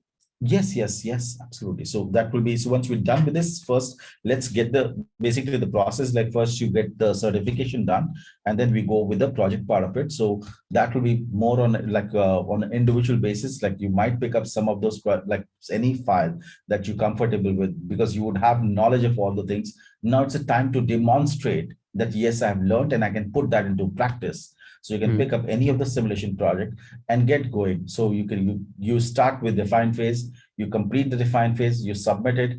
If there's any corrections which are required, will be shared with you, that these are slides where it's not looking nice, it needs to be corrected. So you can review. There'll be back and forth correction. So we sign off, well, it's done, it's okay. You can start with the next one. So that's how your project completion will happen also. Okay. Thanks for the insights. Thanks. So we'll share all those files. Yeah. Here. Hello. Yeah. Please go ahead. Like when you say like submitting the project, it should be a live project. Like no. We'll be sharing the data. We'll be sharing data. So see, live project will take a lot of time. Like, I'm not sure whether your organization would have that live project. Yes. So we'll be sharing data. So these are the sample projects which were completed by the participants itself, like who have completed projects. So this person who's ever completed, switched the industry from one industry, was into a manufacturing, switch to like a Jubilant Food Works, joined the Jubilant Food Works as a process manager in Six Sigma department. And another, so this were discussed. So any recruiter would be more happy to hire a person who has demonstrated those skills, who just doesn't know. So, well, during the Six Sigma interview, they might just give you a laptop and say, well, just perform the analysis. You can analyze the data. Well, this is the data. Please help me analyze this for me. Well, if you know it, well, then you just not theory. You know how to do it. You've executed and demonstrated the skills. We know this bit of information. Well, see what will happen. They would generally ask you whether have you done any project in the past. No, we have just completed the certification and we have done a simulation project. Okay, what was your project on? Well, this was a project on. Well, how did you select the project? What was the method? The tools did you use to select the project? Well, these were the tools. So we learn about multiple tools, how projects get selected, on what criteria, what's the basis of that. We'll talk about that. So once you collect the project, how did you verify that the data you're getting, is it authentic or not? Is it reliable or not? That is again done. Statistical validation is done for data. Is it reliable for your analysis or not? We'll be doing that. So they will ask you questions. So if you've done it, well, you know it how, because it will be doing it practically. You haven't seen any presentation, you won't see as promised. In analyze phase, they will ask you, well, you performed certain statistical tests. Why did you perform the next test and not Y test? So if you've done this, pretty much you don't have to memorize anything. You're almost ready. You've done one simulation project, there's no looking back after that. So we will definitely have that, because that's a part of, so we cover this, get the certification, you have complete idea, and then let's go ahead. So we already working on like the previous batches we just completed before yours, last week itself, the batch which got over, they already now, some of them have already started working on the project part. So we just had discussion. So those are done on an individual basis, because they're more, I would like to understand from the industry, what kind of project will relate. So we discuss that on an individual basis to ensure that we can plan, because then you will be continue to kind of share the questions and everything. So practically that's how it works. I'll share the data. Yeah. Thanks a lot. Thanks. So I'll share a lot of files, a lot of data, a lot of books. Material wise, there'll be enough. Probably more than enough at any point in time. So it will. So you will have a lot of material to look at. But yes, try and see if you can work, keeping in mind you're all working professionals. So it will be unfair for my end to kind of expect you to kind of do over and above. But at least what we're doing, if you can get probably 15-20 minutes to go through it, more than enough, because whatever we will go ahead and cover will be more practical stuff. You'll be able to understand how it's done. One question: where we have to cover this to define the PPBs, process performance baselines, and PPMs? I didn't get it. The sigma levels they're talking about. Yeah. In this, whatever you explained, some green belt, yellow belt, and all, where we have to cover to define the process performance baselines and the PPMs. Here it is. So we'll be doing it in analyze phase. So process sigma level will be calculated in the analyze phase, and then the statistical testing will happen. Okay, fine. Thanks. The last bit here in the introduction, probably we can call it a day today. This is all whatever we covered. It's something which is generally asked in the interviews part, generic ones. That's what we talked about today. Tomorrow we will jump into the define phase, the actual project part of it will get started. So first thing first, like this is when to implement Six Sigma. Very simple, basic logic when to implement Six Sigma. There are 4 conditions we'll talk about. One is we're dealing with a simple problem and a complex problem. I already have solutions known, and I don't know solutions, unknown solutions. Different quadrants. When I'm dealing with a problem and I know the solution also, it's a simple problem and solutions are also known. Please just don't pick up a project because you feel like doing one. Well, what you have been doing, please continue to do it, because that is already successful. You all are successful in what you do. So it's not that we will be changing everything. You will have an extra tool. So what you already know is already most valuable than information you already have. So just continue doing what you do. What if I get into a problem where I'm dealing with a problem and probably I have idea about solutions, but I'm not so clear about it. Solutions are unknown. So we will be dealing with a lot of problem solving tools. Well, don't need to do a project always completely. There will be lots of problem solving tools. Well, use them in silo. They're bits and pieces. It's a collection of a lot of tools, but Six Sigma project will be in a logical order. We place them, which we'll learn the project roadmap. We'll be preparing a roadmap, how we will start define, and we'll go to control step by step. Step number 1, step number 2. That's how we learn the application of those tools in a sequential manner. So there'll be no questions in our mind like how to implement the project. But if I want to use them separately, why can't we? Well, we will be talking about some tools like, say, first of all, the capability analysis. Yes, this is something which we can do any point in time, finding the sigma level. Data reliability, we should always be doing it wherever, whichever industry you're in. Statistical, that is when talking about statistical. This is also statistical. Doesn't need a project, doesn't need a cost implementation. Just your knowledge is what is required. Given day 1, when you learn it, implement control charts. If they were already successful, absolutely phenomenal. Whatever processes, it will start showing you improvement without. So yes, can calculate your sigma level before you start doing it. So you have your old sigma level, and you will inbuilt your control charts, then capture your new sigma level. You will be able to showcase the change in the process performance. These can be implemented immediately. Risk management, we'll talk about FMEA, very important part. So there will be a lot of tools which can be used in bits and pieces. Please use them, and we'll be having a lot of them. So practically these tools can be used standalone tools also. For that matter, DOE, design of experiment, standalone tool, absolutely can be used without any hassle. Coming to a situation, yeah. Where we have to use 7 keys tools, sir. All these are like 7 keys tools are in the same list, but they are very simple. Yeah, so people use 7 QC tools. They are basic, and the statistical testing will be the advanced version. So yeah, 7 QC tools will be very, very basic ones. But people use 7 QC tools, and control chart is part of 7 QC, by the way. Correct, yes. correct. Yeah. Yeah. So, but yes, certain And tools one are more is, absolutely. what is the difference between statistical and quantitative techniques? See, it's a part of quantitative is a part of your statistical thing. So overall statistics is broad. Like we'll learn about multiple version. We'll talk about descriptive. We learn descriptive statistics. We learn inferential stat. This package is complete. This is, if I am doing this test, there's nothing more I need to analyze about this data. This is about current. This is about future also. It has a lot of things inbuilt in it. We will be able to understand. There's a lot of it in it, already input. We'll be dealing with a complex situation, and we always know the solution. This is why it's complex, because there's too many unwanted steps. So we deal with lean or Kaizen. So it's the 4th day when we cover up lean or Kaizen. By the way, just the way we will go about learning this is, first, we will complete the define phase, which is pure project management. That's how we will learn this, go through the study. Second, we will complete lean, which is the lean tools part of it, which will get covered. And then we'll be left with measure, analyze, improve, control. All these are data driven. Analyze, improve, control, and finally DOE. This is how we plan to go, and this is how we've been going. So this is all statistics driven.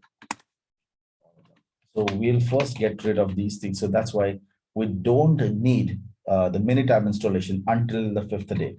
5th day onwards, yes, this is when we will be getting into measure. So till 4th day will be, and on the 4th day will be ending the lean part of it. The last section is where we go into Six Sigma. That's where we go for Six Sigma as a tool. I will barely take another 5 minutes. We'll be going little overhead, but just not more than 5 minutes.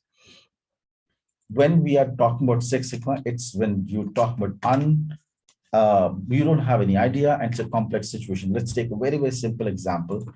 I'm trying to sell, like I'm a merchant, and I sell kids-friendly aeroplane on an e-commerce portal. Just a hypothetical one, just to give you a quick idea when to use a Six Sigma.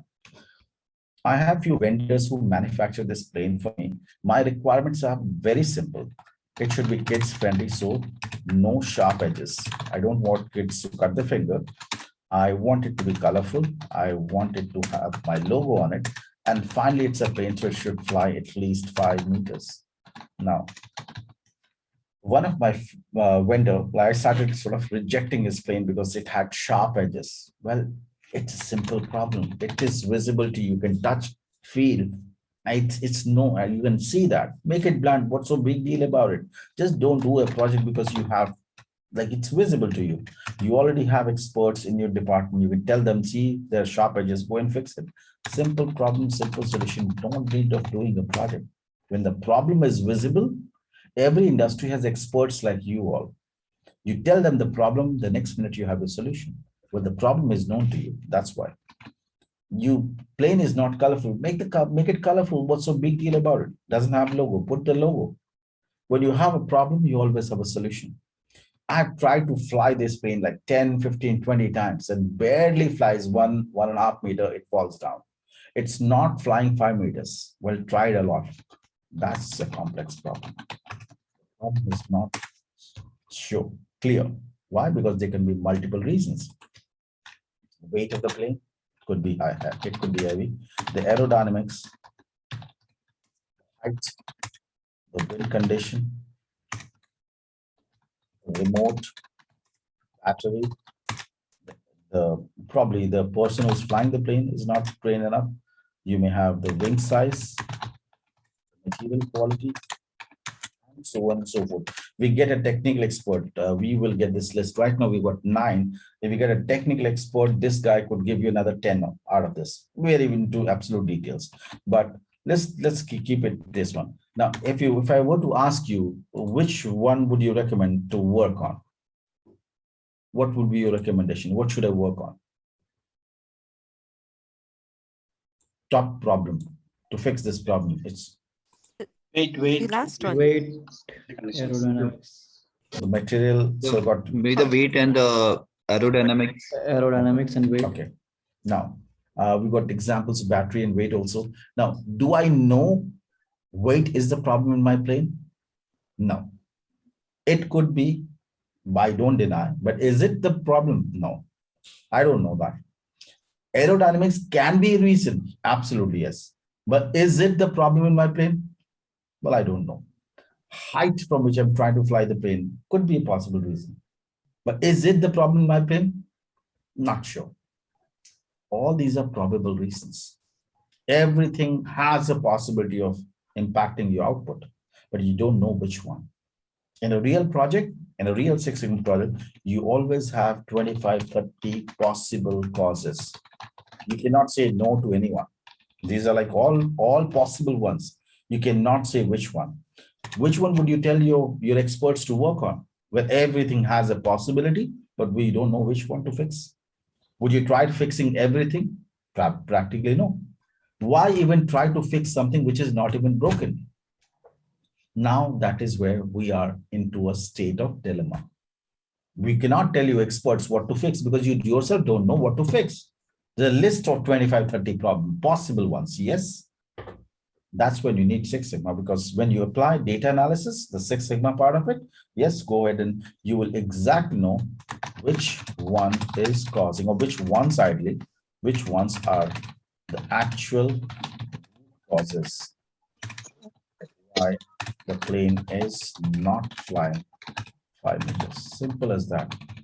We get out of the zone of uncertainty. You may always have lots of potential problems, yes, but we don't know which one is causing it. You need to use Six Sigma. Getting out of the zone of uncertainty, and pretty much just to wind it up, if you go to a doctor and this doctor gives you 10 different medicines, hoping one will work, what will happen to those 9 medicines which will not work? It will hurt you. But in a Six Sigma is like kind of doctor which will get the blood test done first, will give you the exact medicine, one medicine which is required to cure you.